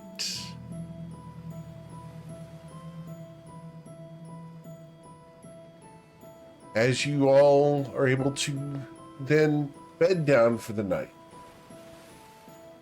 you can gain the benefits of a long rest as the rest of the night passes uneventfully. Woohoo! And you can wake up the next dawn. And from this point on the ship, you can look out to the horizon. And those of you with sharp eyes can see that there are figures on the shoreline that appear like horrible, horrible mermaids.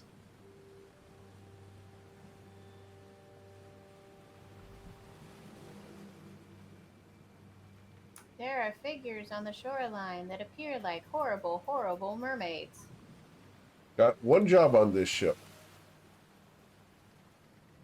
I wonder if moving out has enabled us to see them for what they really are. A whole bunch of horrible, horrible, horrible looking mermaids on the shore.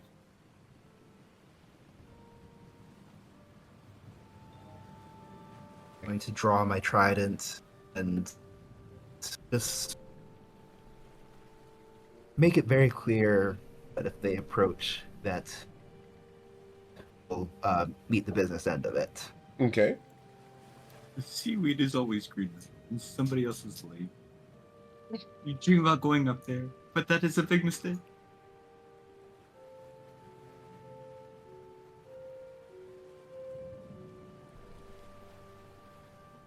Oh, Twilight strikes again. indeed. Under the sea. Under the sea. Yeah, I do have an image of the mermaids. I had lost it, but I needed to grab it again. So here's the image of the mermaids for you guys that you guys just got done encountering.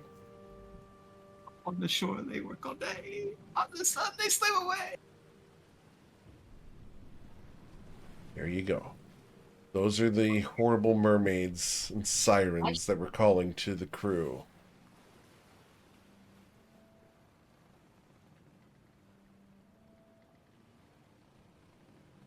You know, I bet they were lovely when they were alive.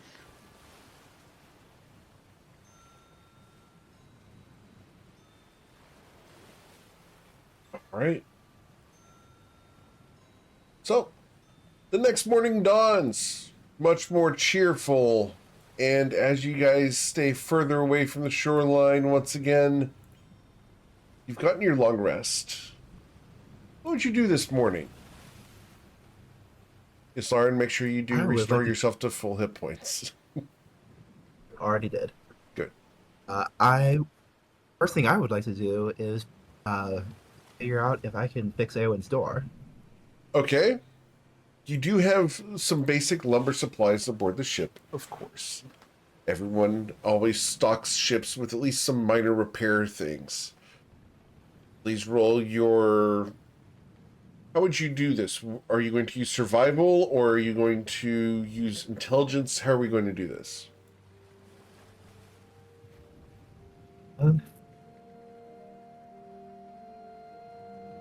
Wouldn't be something that as Lauren has like really more specifically, so I think like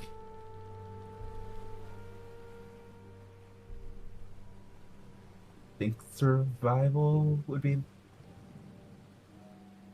Okay. best, and then like he'll see if anyone else is like able to help. All right. Cool. So let's roll your survival check. With guidance. You will use magical guidance in order to repair the door successfully. It does not take much to do so. This is what, the fourth time the door's been locked and somebody's needed to get inside to save Eowyn? I see a trend. Yeah, but he needs his privacy too. All about privacy. Just I'm just talking risk versus reward here. I mean, how much is that privacy actually worth? Is it a life and death situation? Well, tell me, how much is your privacy worth? you come in and you see what you see. That is all on you. We're just having fun. That's my point. What would we see, Covet? Fade to black. Fade to black. Understood. Understood. So, An educational documentary. educational documentary. Understood. I think I watched Well, this National I'm going to- Geographics. I'm going to go cook waffles for the crew for Okay. breakfast. And we had some bananas that have turned nice and dark. So I'm going to mash them up and make a banana syrup to put over them. Ooh, tasty. Please roll your survival check to cook today. Did the waffles get toasty? Or are they delicious? They are delicious with this banana syrup. Well done, Ayla Taylor.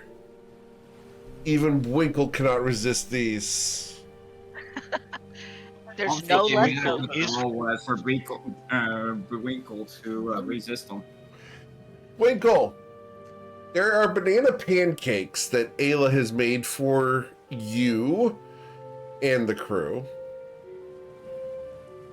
They say that the way to a man's heart is through his stomach. Is that true, Winkle? Oh, Winkle's very happy about it. However, he is disappointed that she didn't make him personal ginger cookies. As he's Personal ginger cookie. As he's sulking over there, Ayla, you see him happily eating the waffles, but there's a longing behind our Musatar friend. I'm going to walk over and say, "Hey, Winkle, didn't you like your breakfast this morning?" Oh, it was num nums. But I like your cookies. I like eating your cookies. Maybe later today I can make you some, but let's start with breakfast, okay? I have to keep breakfast. I have to make food for everybody sometimes. Okay. Okay. Ayla, his disappointment is tangible. And it's so cute. It's So I'm so gonna cute. lean. I'm gonna lean over and kiss him right on his snout. Okay. Winkle, you've been kissed on the snout. As a question for Winkle. Winkle, is this your first kiss? Oh, yes. It's the first kiss, and it's making me have quivering moose lips. As your quivering moose lips are reacting to this kiss from Ayla, your tail is wagging uncontrollably. You can hear the from the chair, Ayla, as you have excited this man. And so I just turn and walk back toward the kitchen part and Ayla, as you continue turn feeding. and walk, are your feet crossing each other as you walk, or are you walking normally? Oh, I'm Walking the sashaying. catwalk, or are you sashaying? Yes, it is I the am sachet. sashaying. Winkle, you can't help but look. But would you want to?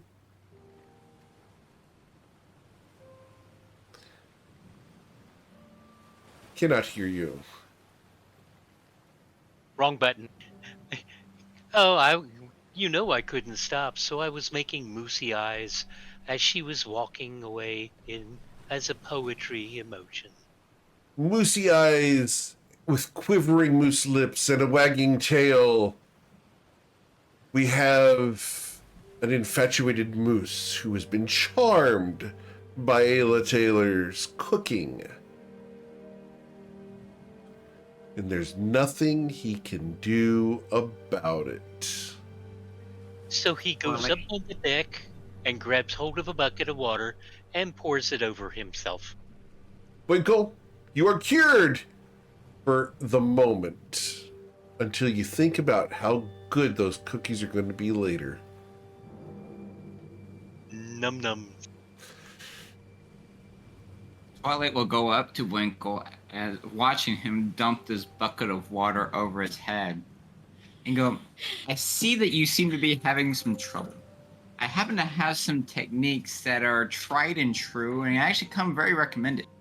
Are you perhaps interested in some performance enhancement techniques? One moment, I have to pause. Covet, where are you? Hiding. Understood. So you cannot affect this. Understood. Twilight, feel free to continue. Winkle, you've been offered some performance enhancing techniques. Will it make her interested? It doesn't impact anybody else but you, but it makes your capabilities so much better. It almost doubles your opportunity. Oh, I'll even take advice from you, even though I am twice your size. It's not the size that matters, it's how you use the opportunities that are presented to you. Ooh. Now, I can either do the performance enhancements. Now, remember, it lasts an hour. So anything that lasts beyond that hour, you may need to consult a professional. The other thing that I might be able to offer you, and is this technique, it's mastery of the tongue. Would you be interested in learning this mastery of the tongue? Oh, will I be able to talk better? Not necessarily talk. Well, yes, it will give you the opportunity to be able to converse in a language that she can truly understand. Okay. So, would you want this performance enhancing, or would you rather mastery of the tongue? Oh, can only do one? I Each one will guess. only they will only Well, I last an guess. hour or so. Okay, let's do the tongue.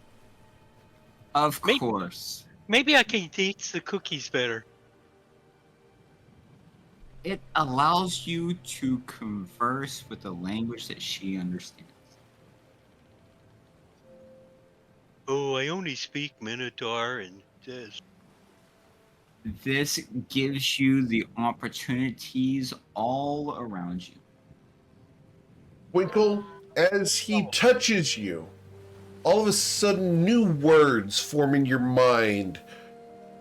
You understand all of the romantic languages, all of them, and you know exactly the right words to say that would draw Ayla Taylor in. You're able to wrap your tongue around them and twist them in your mouth. Your tongue becomes more dexterous and capable. Ooh, yeah. Maybe she'll parlez-vous mousser. As Winkle says, she may parlez-vous mousser. Twilight, you realize that you may have just created a monster. As the confident Musatar strides down, speaking in a language not even you understand.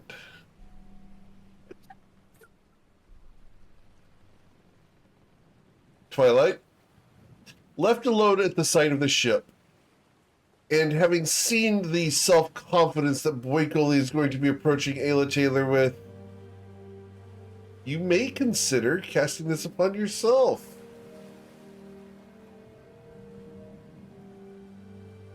No, I'm good. Very well. So,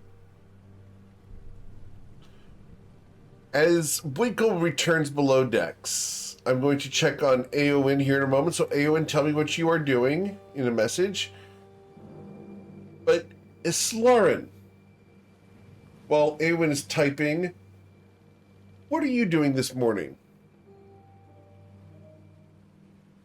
I am going to go find Rolmos. Okay. He's easy enough to find, after all. You know where he is. He's sailing the ship because Twilight's Call is assisting Winkle in his endeavors. As you come to Rolmos, he looks at you and leans across the wheel for a kiss. I'll give him one. I'll tell him Feeling better? much better. I was terrified for you. I'm sorry for that. I'd known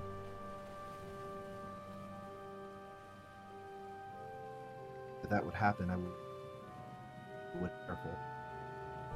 You went quiet. I need you to speak louder, please.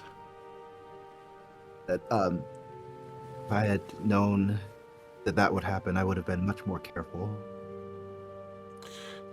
I sense that we will be running into more dangers soon. Yes. This is a perilous journey. Fortunately, if the charts are true, we only have 2 days before we arrive at Chunju. I'll be glad to be free of these ancient wastes. As well. Looking forward to dry land, which is not something I say very often. Indeed. I as well would enjoy a bit of respite from the waves.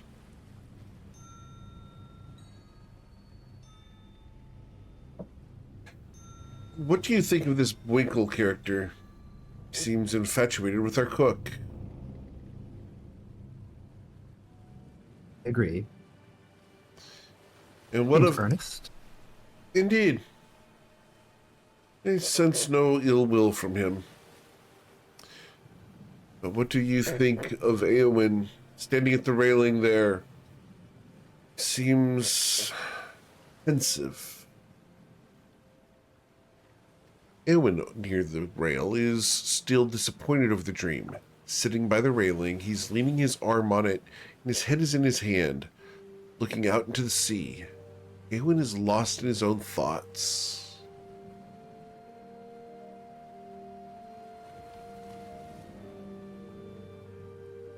The way those creatures affected him is similar to how they affected me. And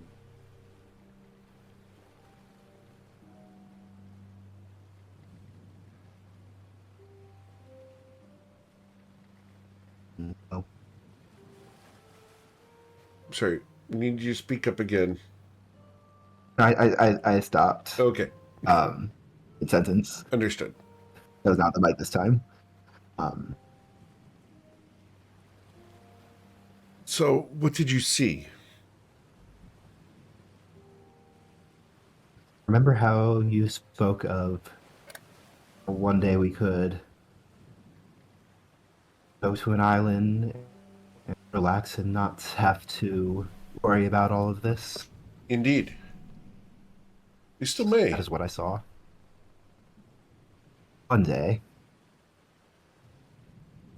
I wish to be able to provide you with what you wish. Peace and security.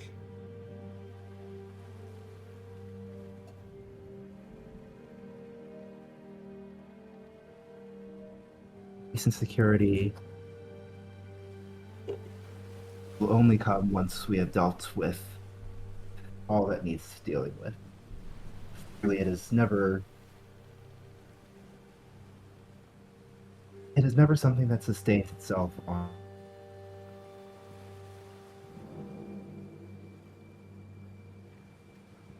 a cycle. I Those who understand. provide the peace never know the peace, do they? No. It is unfortunate.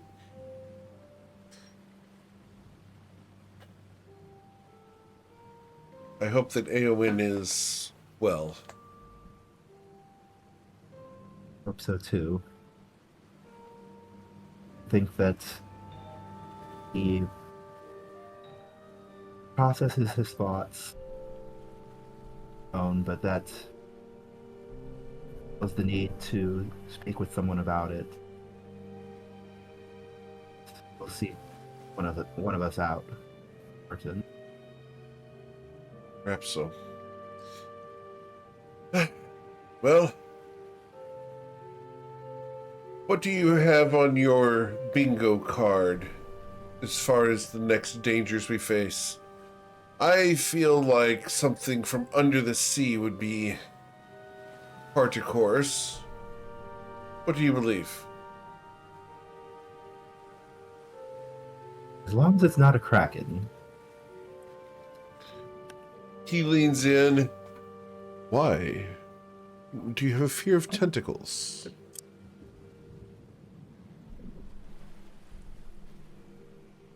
And other No. things. But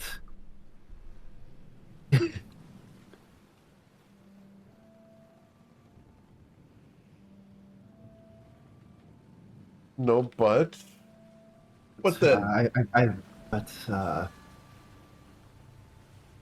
think Twilight would try to ride the kraken. I will admit, only to you, Slarin, I would pay good money to watch Twilight's Call ride upon the back of a kraken down into the sea, simply for the story that would provide. Would you not?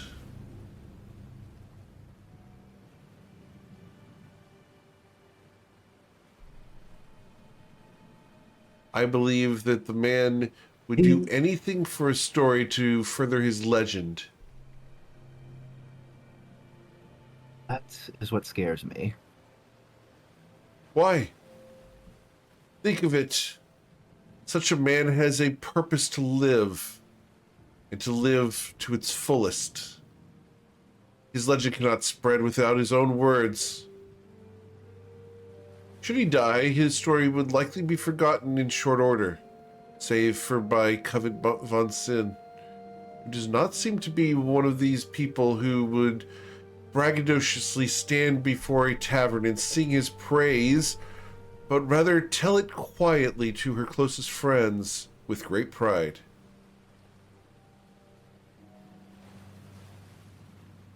Because half of those who become legend do so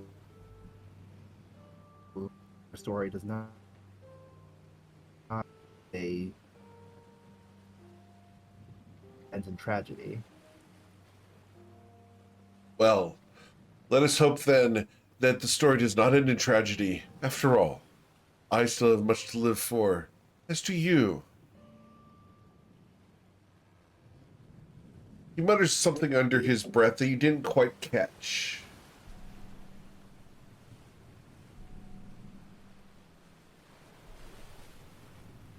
Would you ask him what he said?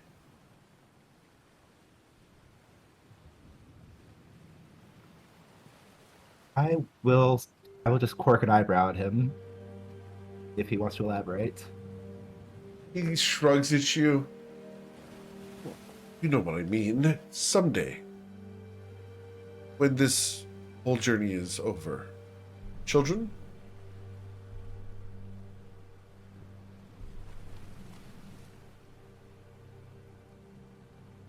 That is a much longer conversation. We have nothing but time for the moment. 2 days before Chunju. Are you busy for a conversation?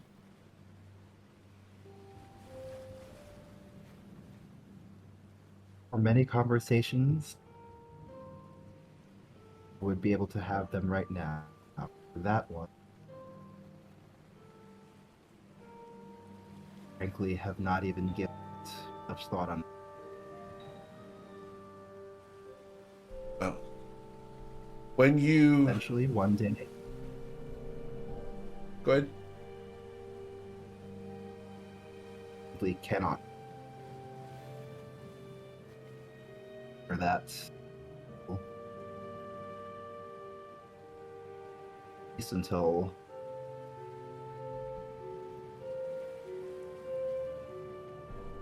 I just don't know. Very well. I agree. Now would be a bad time. However, my lady, I do enjoy practicing. They do say practice makes perfect. That in order for us to eventually, at some point, produce a perfect child, we must practice, practice, practice.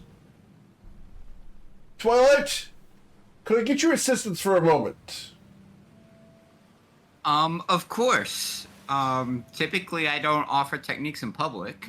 I just simply need you to take the wheel. Oh, right, yeah, of course. Wink. Yes, of course. And he is going to smile, that winning smile at you, Aslarin. Will you go down below decks and practice? Yep. Yep. Awesome. As Twilight walks past Ramos, he will pat his shoulder, and without actually saying anything, will just give him some temporary hit points. Yes, of course. Understood. Twilight's Call.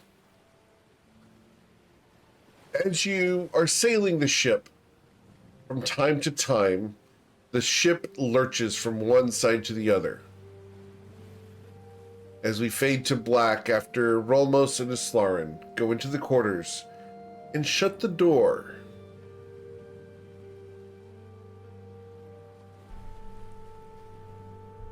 Winkle! As these new words roll around in your mouth, thanks to the tongue technique that you were granted by Twilight's Call, you come down to find Ayla Taylor in the galley. Ayla, what are you doing? Just cleaning up, finishing up. You know, the syrup is sticky, and I've got to clean the table quite well so that it's presentable to eat on. Eat at again. So, yeah, I'm just cleaning up. Winkle! You find Ayla Taylor with sticky hands bent over the table.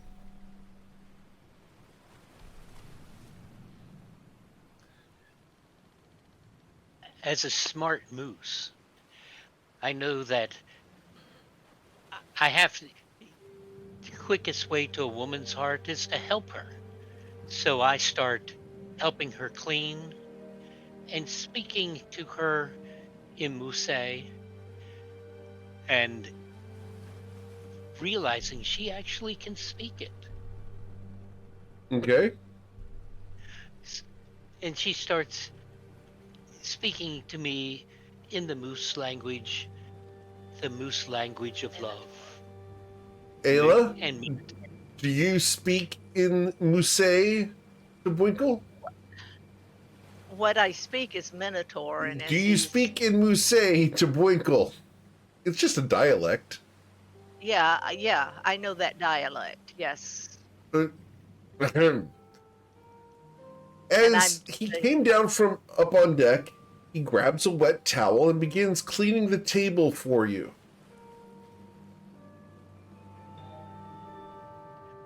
Winkle, you see that her hands are sticky with that banana syrup. Would you take the wet rag and wipe her hands? oh yes, I start with that, and then I kiss the palm of her hand and turn it over to the back of her hand and make sure there's no syrup on there. So I just kiss up her hand to her, up her arm. As you do so, the lingering scent of banana lingers on your tongue. As you kiss up her wrist, Ayla, is there any response here? Yeah, I'm just kind of thunderstruck. It's the first time he's made a real move, if you know what I mean. As he makes his move, he makes his way to your inner elbow. Heel bumps. You're biting your finger. Winkle, Ayla is biting her fingers. She's going, ooh. this Yeah. tongue technique that Twilight's Call has provided you with seems to be working. And working well. I'm thinking of, I'm looking at her and making my best moosey lips, quivering moosey lips and moosey eyes, and hoping that she understands that she is the one for me. Ayla, you see behind Winkle the galley door. You see the clean table behind you. And he waggles his eyebrows at you in a hilarious way. But somehow, is it persuasive? Can I get a persuasion check from Winkle? Straight down the middle, you'll find it under the letter P for persuasion. Does this count as a help action that I gave him Mastery of Tongues? He doesn't need it, sir. Ayla, he looks at you, and with a 15 persuasion, would you resist the charms of a true master of Musée?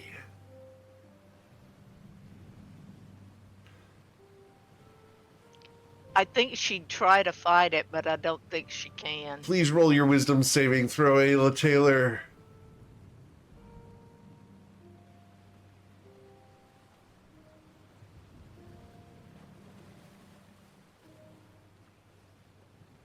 Ayla Taylor, as the door is kicked shut by Bwinkle, you find yourself swept bodily and dexterously onto the table. And that's where we're going to fade to black. I think that's a good idea. Winkle, after a period of time, which I will not define, the jar of remaining banana syrup is empty.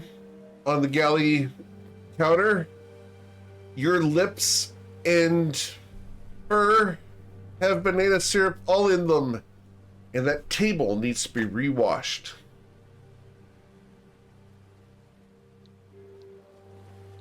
Yeah, I go and grab hold of the towel again and clean it up and look over to um, Ayla, and she's just kind of sighing, and I'm happy. Ayla, are you sighing on the table? No, I'm sitting in a chair sighing. Sitting on a chair, sighing after having recovered. Understood.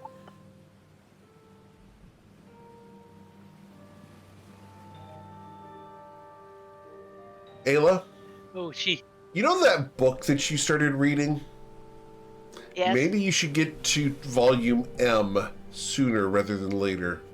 Yeah, I think I'm going to have to go and talk to Twilight later. Understood. After all, he seems to be quite good with this sort of thing.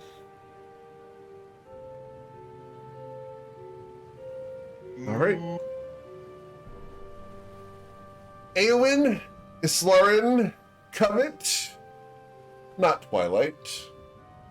I need you guys to please roll wisdom saving throws.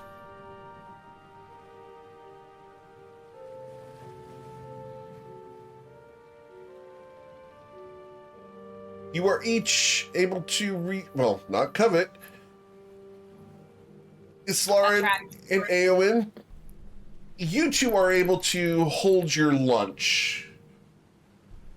However, Covet, the sounds that come from the galley at the moment should not be repeated in any form of civilized conversation, nor can they be replayed on the internet without a age verification warning. She gets up and runs to the deck at the mention of chocolate chip ice cream and proceeds to be sick over the side. Understood. Twilight's Call, job well done. You are proud of your accomplishments. You have trained Bwinkle well.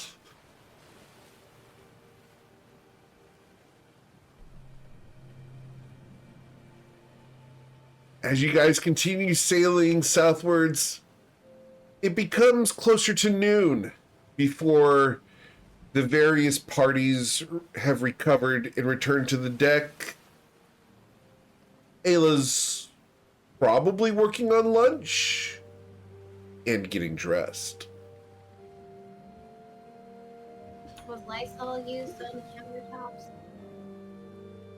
Among other things.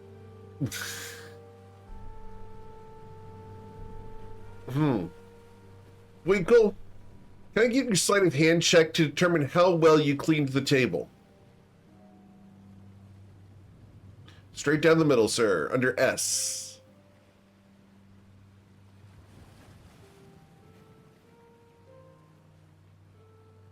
Winkle, the table's flawless. Eowyn!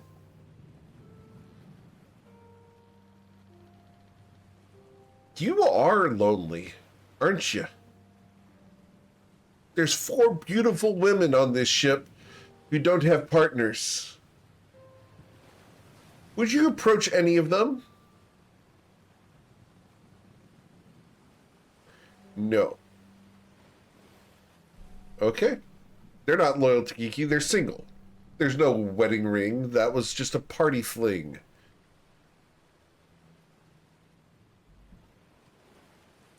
They're available.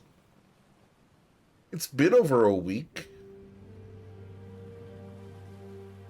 Yeah, Yeoman. They're fair game. Still no? Very well.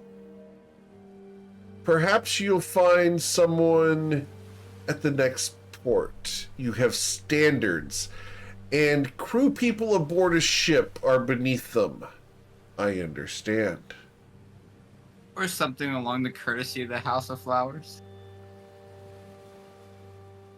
Almost got her.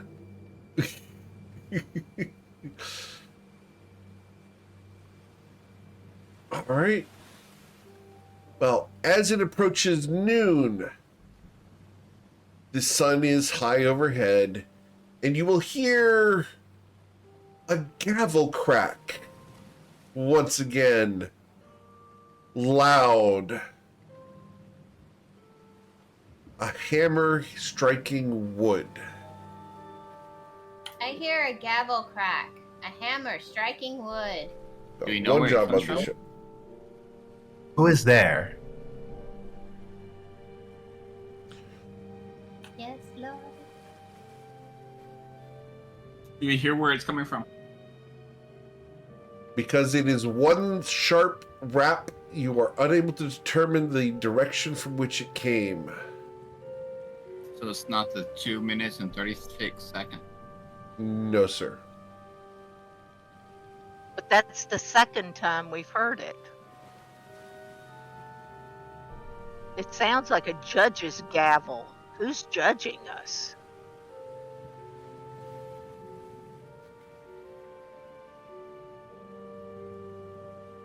You mean that metaphysically, existentially, literally, figuratively? All of the above. I mean, could we tell whether it came from the front area of the ship or the back? Because at least if you're standing on deck, you could tell which direction, forward or back. That's it. Above you. Guys, it came from above us. Got one job on this ship. Okay, Like a so- Kiki's nest? No, it was too loud. I mean, too big to have just been confined to Kiki's nest. How do you know it was big? If it reverberates,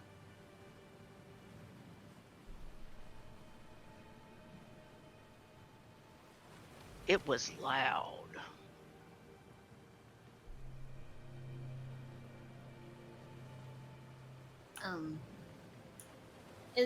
Just out of curiosity, I'm just gonna do this. Is there any history or of anything like this happening on the sea? Roll your history check, please, Covet Von Sin. And no, you cannot use guidance, Twilight. 15. God, at least I'm consistent today. With a 15. Ooh. You've heard of many strange sounds affecting people on ships. A sound like this could mean many things. But I'm going to ask you to roll a religion check on this now.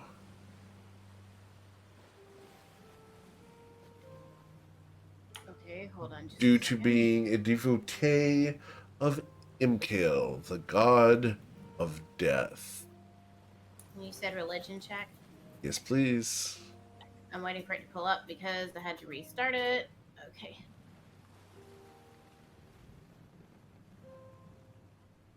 And I do have advantage on this. So 19.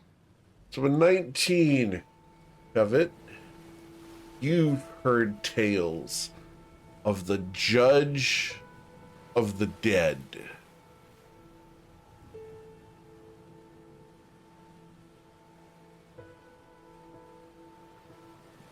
The judge that only appears at midnight with the third crack of a gavel. It appears to people on board ships to judge them for actions that they have performed.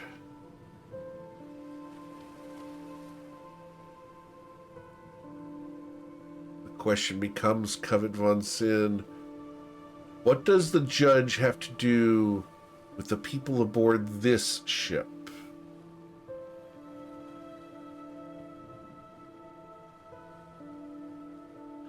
Given who Twilight and Covet associate with and are on mission for and the like, would they have had prior encounters with the Judge of the Dead? No. And you're very thankful.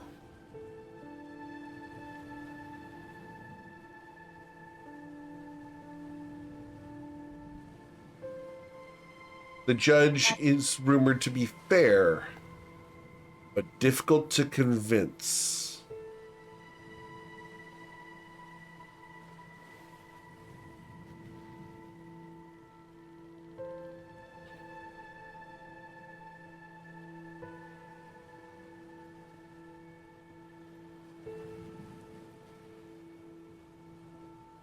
Covet, it is the next morning. Would you reach out to your patron? I would.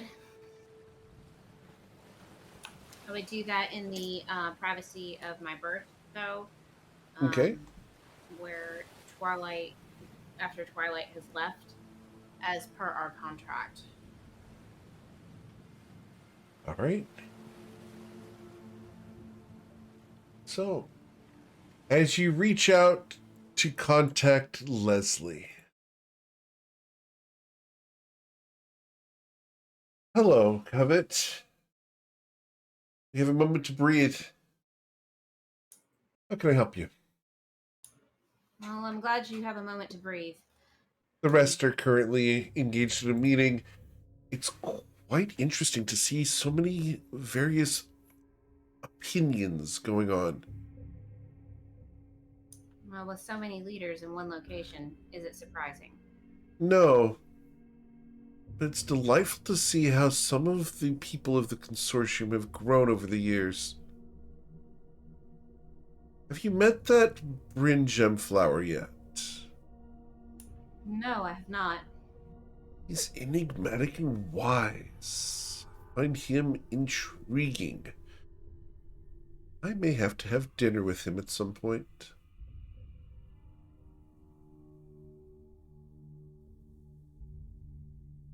Interesting.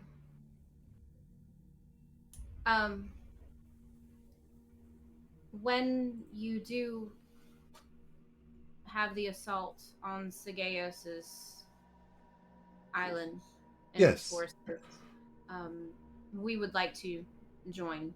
Our group would like to join you. truly. How delightful. It would be a pleasure to have you at my side. It's for Bloodsword. He took our friend. Vengeance can be a powerful tool, Covet, but don't let it overwhelm you. No. Well, I do have a question for you. yes. Well, two actually. First, being MKL's chosen, what do you know of the Judge of the Dead? She raises an eyebrow at the Judge of the Dead's mention. Spirit.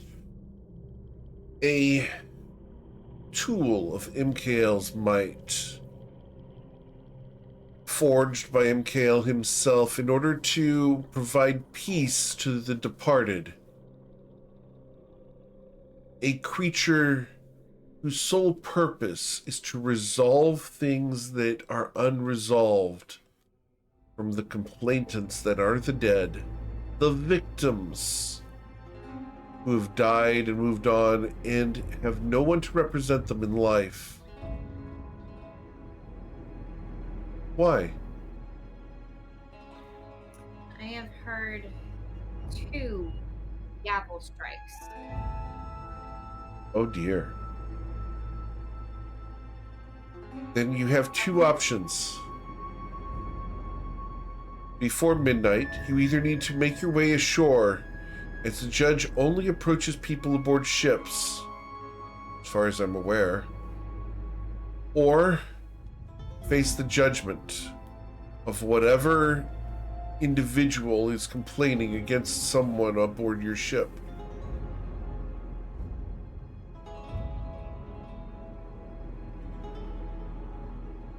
Are you prepared for a legal battle of it?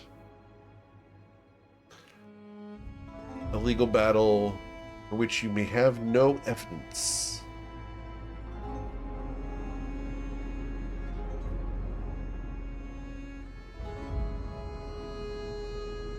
It would be something if I knew that they were complaining, what they were complaining about.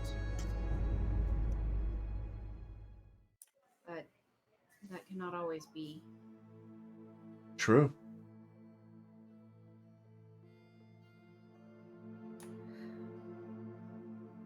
I wish I could be there to represent you, or to bring an attorney with me. Unfortunately, Ace Bernstein is here. He's engaged in ensuring that the contracts are in place. He wants to make sure that no one double-crosses anyone else. It's quite thorough, if a bit of a pain. I do have another question. It's about the conversation that we had yesterday. Yes. You were looking for something. A scroll, you said? Yes. Why? I believe that it would be a powerful tool in the efforts to defeat Vagradan and ensure stability for the consortium. Being the one to recover it, should you be able to, could bring great wealth to the consortium as we could leverage it to our benefit. Not only for coin, but influence. Have you found the scroll, Covet?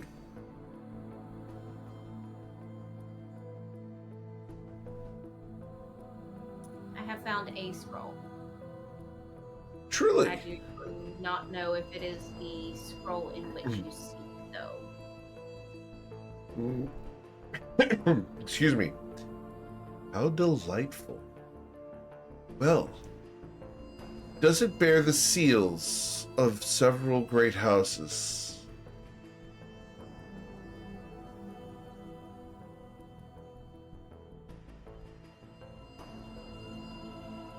It bears a seal.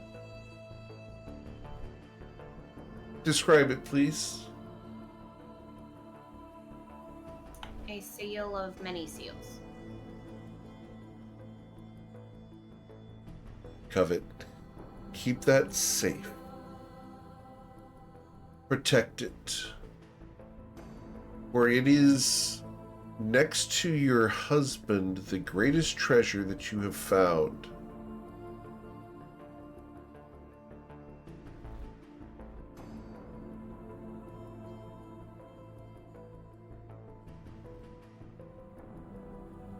How could this help us reclaim Shantara Grove? Covet, with that scroll, we could manipulate anyone in the world to do our bidding. It is the ultimate form of influence. With your passive insight, she was going to say blackmail. Oh, yeah. I got that. Influence upon someone. Even the Lady of Shadows would hearken your request should you present it to her. But know this, using it in such a way will only work once. Opening the scroll also will only work once. I only intend on opening the scroll, if it is the scroll, to defeat Vagradan. Then keep it safe. And reserve it for a time when it is most dire. I have friends who would be interested in using it. However, I'm not certain I trust them enough to tell them that you have it. Do not tell them for now. Very well. It is to keep us all safe for now. Let the information go to the ethos for right now. Of course. I encourage you to not tell Sweet August Rose of this, for I have heard a rumor that is most disturbing. What's that rumor? The rumor is that Sweet August Rose intends to assault the city of Bourbon shortly after the assault of Sharona.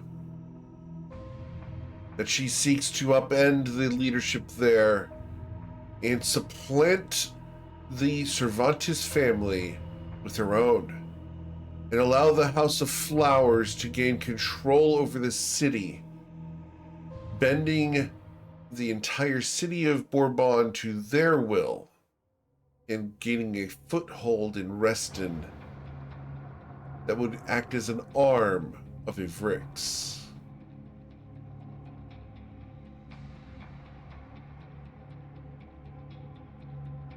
I do not endorse the House of Flowers. They are to be respected and feared.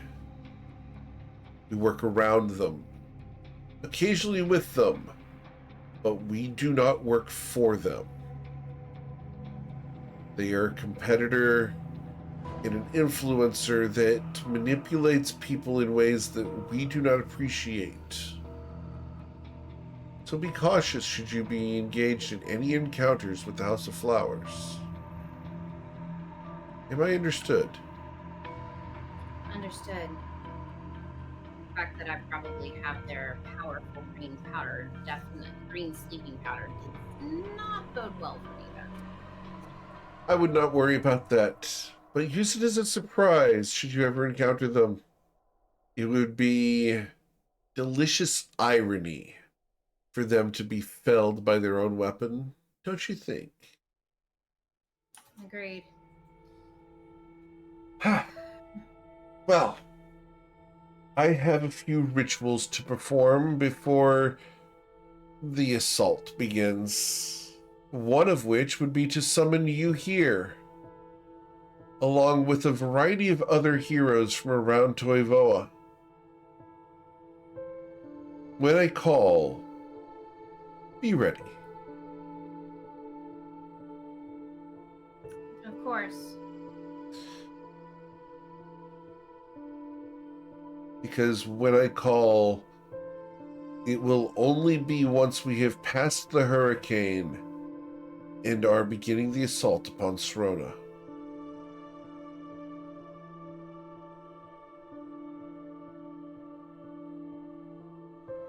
Understood. We'll let my group know. I'm sorry, repeat that? You went real quiet. I will let my group know. Very well. Covet, is everything else going right aboard the ship? How are you, my dear? We've come across many undead. We've come across spirits, both helpful and deadly.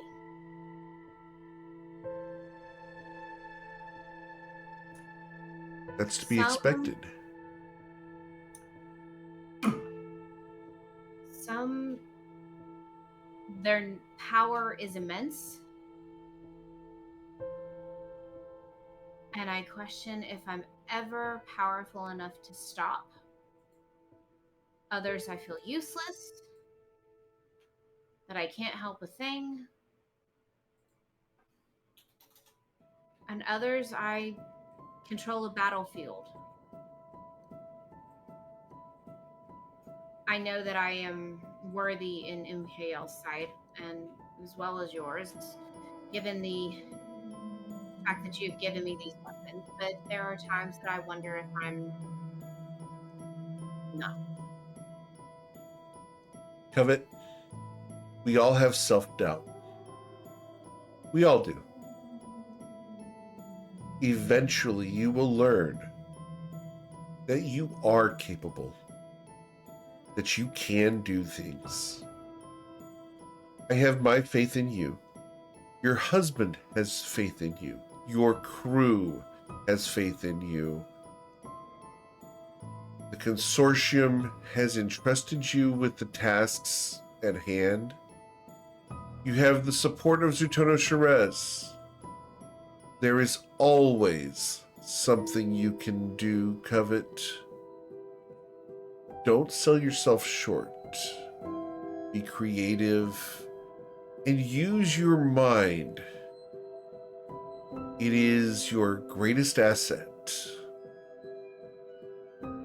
You know what the second one is?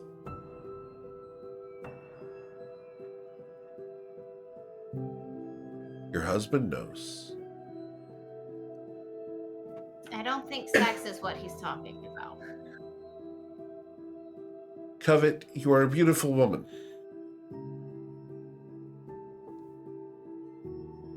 Use your mind. When it comes to your husband, I'm sure that he believes that your beauty is your second strongest asset. Your magic, Covet von Sin. Your magic is your second greatest asset. Use it to great benefit. Now for the third, feel free to use your beauty should you choose to. Influencing the future king of the Shintara Grove will always be good.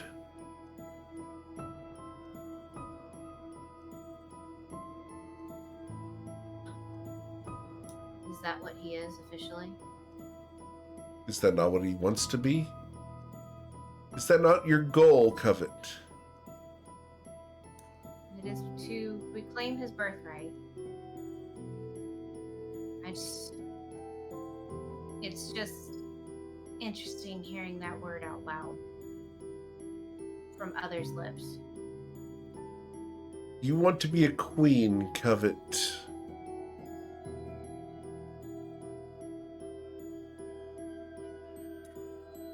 Queen? Empress, ruler of the Fey realms. How far does Twilight's ambitions lie? Shantara Grove. Just Will he stop there?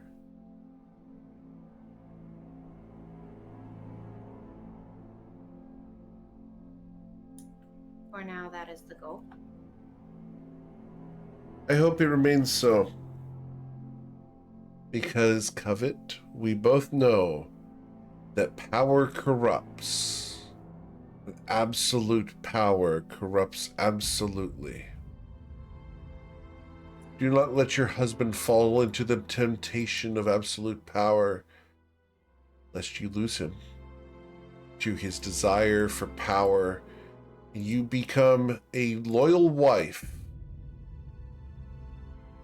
to a tyrant.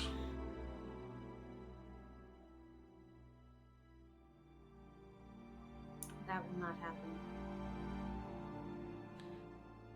Excellent. I'm sorry to have left you on such down news or down conversation.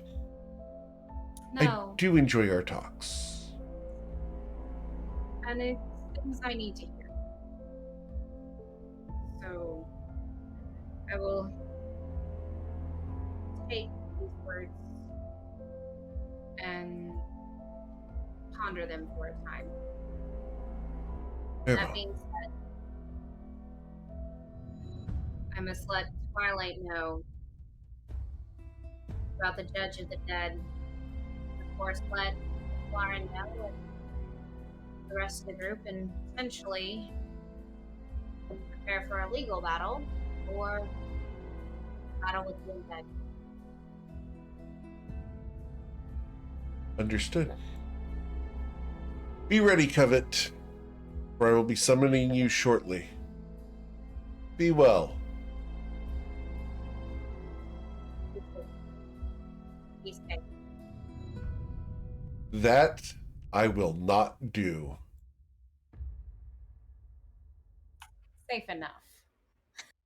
Never.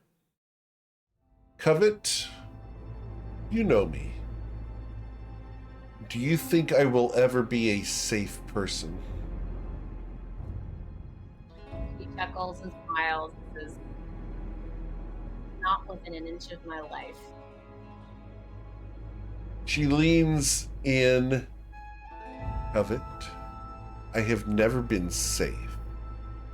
Not for my own safety or for the safety of others. I am not a safe person, and I never ever will be. And as she smiles for the first time, you can see that Leslie has fangs. I knew I liked her. Oh my gosh.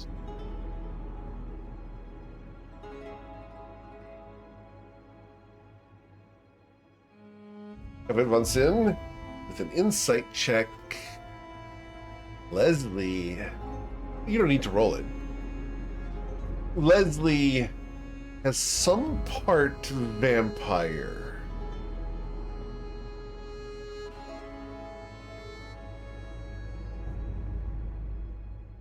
So, as you have had your briefing with Leslie, you know you have at most 12 hours to prepare for the Judge of the Dead and a trial of someone aboard the ship. How would you like to proceed? I am going to go up to and find our group.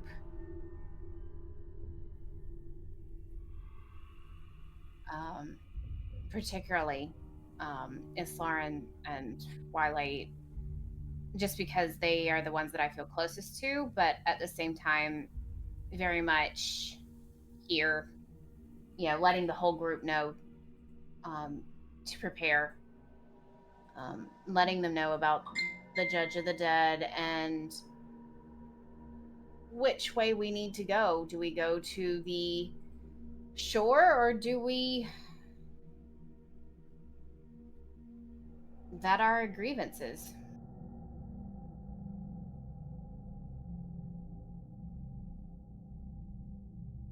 Before the judge does. Oh, what does the crew think? You should consider, like, who would agree. Was that list is not necessarily a short one. Well, considering that Covet and I are currently under the employ of MKL, I'd like to think that the judge isn't kind of coming after us, since we're kind of at the behest of the overarching employer. Then who has done something recently that may or may not have resulted in a death or a lack of a death that may require judgment? I will say this, that MKL, what was it? My patron did state that you nor I are even out of this judge's sight. We both could be there. He's very fair. He's rumored to be fair, but very difficult to convince. And he comes to ships for actions they have performed, and what does the judge have to do with our ship? What have we done? Well, I know this. We can't go to shore. I mean, we've been dealing with things coming offshore after us. Going to shore would be like slitting our own throats. The only things we have fought in the last 3 weeks have been creatures from on shore who were already dead. All I know is that the judge is said to be forged by MKL himself, and his sole purpose is to resolve those things which are unresolved for the dead.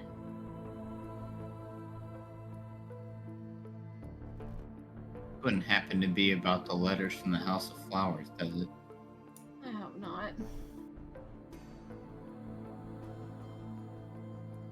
The only thing that's unresolved that comes to my mind.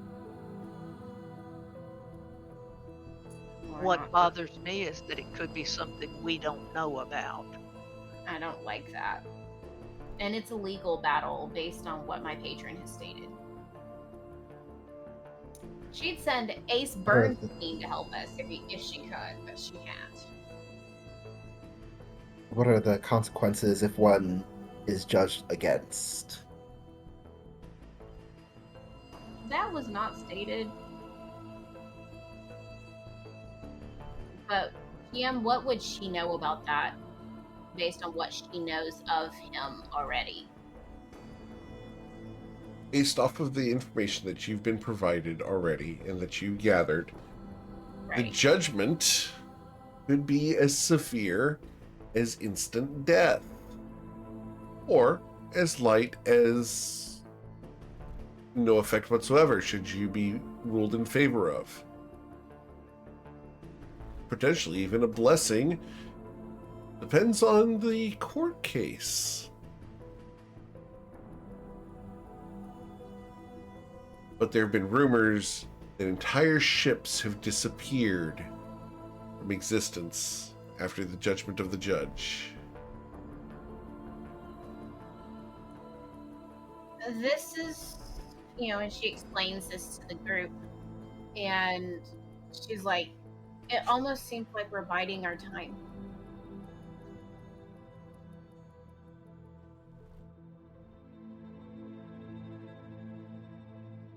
Could we, should we vet the ship? I mean, I don't know anything else. I mean, who would have something against us? Like Could Twilight be said. any number. Be any number of the forces we've worked against. Could be any of the people in Enlin Point or Shimahaba who were killed attempting to board our ship. Could be someone from any of our pasts. It could be a whole number of things or people. Fact of the matter is, it could be any one of us or all of us together. Because in the last 6 months, we've put many creatures, human and unhuman, to death. In accordance with our charge. Yeah. So without knowing what we're up against, but I don't see that going ashore is a viable option. Me neither. Absolutely not.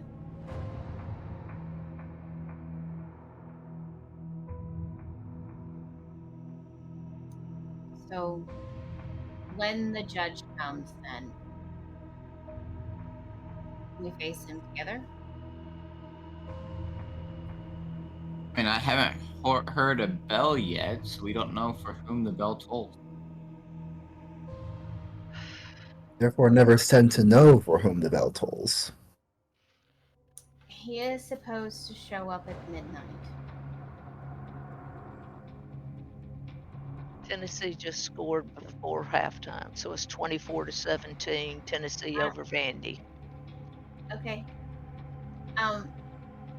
I suggest that we all speak with our gods and pray for wisdom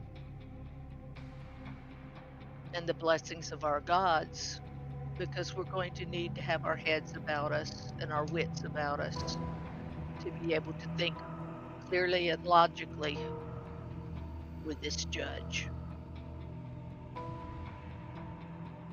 Every little bit of help is appreciated.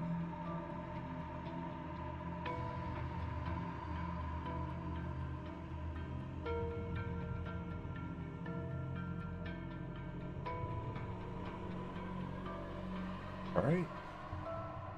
So, is there anything you guys would like to do during the rest of the day aboard the ship?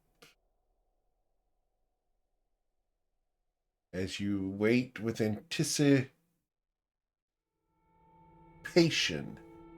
for the judge to appear.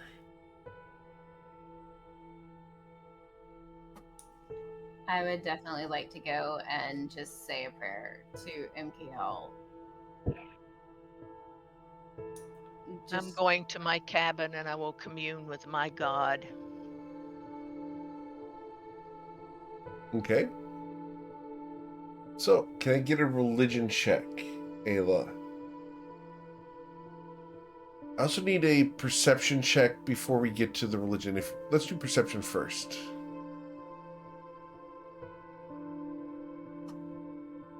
From who? From Ayla Taylor, please. Ayla, Winkle is following you down the hall. I didn't have to ask.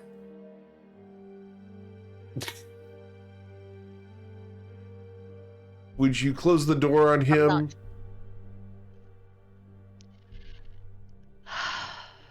I think I will stop and talk with him and say,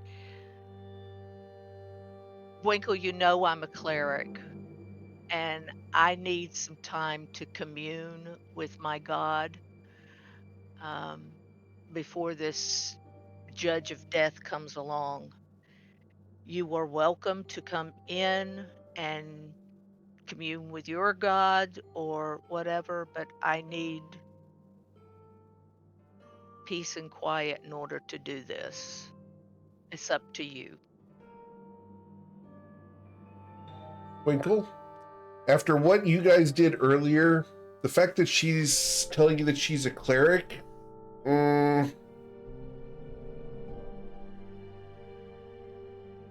Well, Winkle's not too smart, so he just kind of goes, okay, and walks around, and goes up on deck and starts walking around, looking at the beautiful sky and figuring if we're going to die, I might as well enjoy the beautiful, beautiful sky.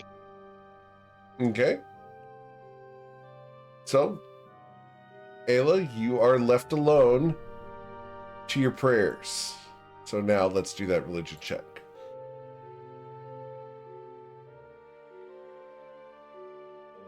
The 27, Ayla, you feel that there's a understanding from your God that perhaps you need to make some good food before this happens. And a chalice rolls out from under your bed and bumps into your foot. It's encrusted in gems and beautiful.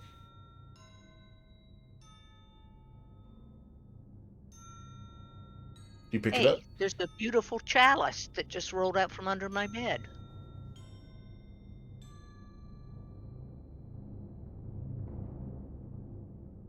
Do you pick it up? Yes. Inside the chalice, you can feel that there's something inside the handle. Inside the handle? Yep. So I study the handle. Okay. You can see a seam where the handle can unscrew. So I will very carefully unscrew the handle. Inside, there's a piece of paper rolled up. It looks like a scroll. I take the scroll. Is there a seal on it? There is. The seal of your god. Okay. So I'm assuming he's answering my prayers and I need to open the seal and read the scroll. Okay. As you open the seal, before you are able to read the scroll, I need you to roll a wisdom saving throw, and you need to beat a 25. As a divine compulsion is washing over you. With an 11, you willingly give in to the compulsion of your god. You grab this chalice, and due to the divine influence that you feel, you charge out of the room towards the galley to begin preparing a hero's feast.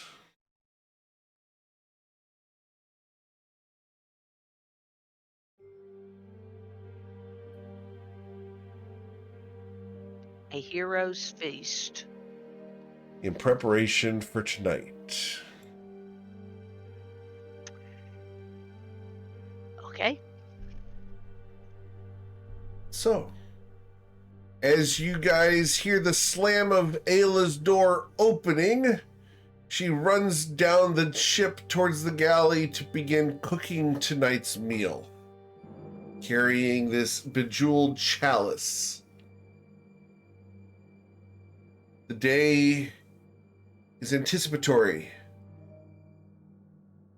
You guys don't know what's coming, other than a judge and a trial at midnight. And we'll be covering that next week on the next episode of Us Against the Gods. I hope you guys are enjoying the content. We did a lot of lore today. You guys did really well against the mists of the sirens and are continuing your voyage southwards towards Chunju. But we'll come back next week for the next episode. As always, guys, thank you so much for choosing me to be your GM. There's a ton of amazing ones out there, and I'm always thankful you choose me to be yours. Do check out the Patreon over at patreon.com/GMEric. Check out the Holiday Iris Magnets over at gmeric.com, right on the front page. These prevent all rust monsters from appearing near your fridge or car. You will not see any rust monsters as long as these are around, guaranteed. We have the Battle Royale on November 21st, and Patreon is going to be getting an announcement later today of the event we've been teasing. Have a wonderful week, guys. Please stay safe, and we'll be back tomorrow morning with Beneath Fallen Skies as they are about to finish the Kobold Cave and reach the Spire of Leadership, if they survive. Have a wonderful time, guys. Please stay safe.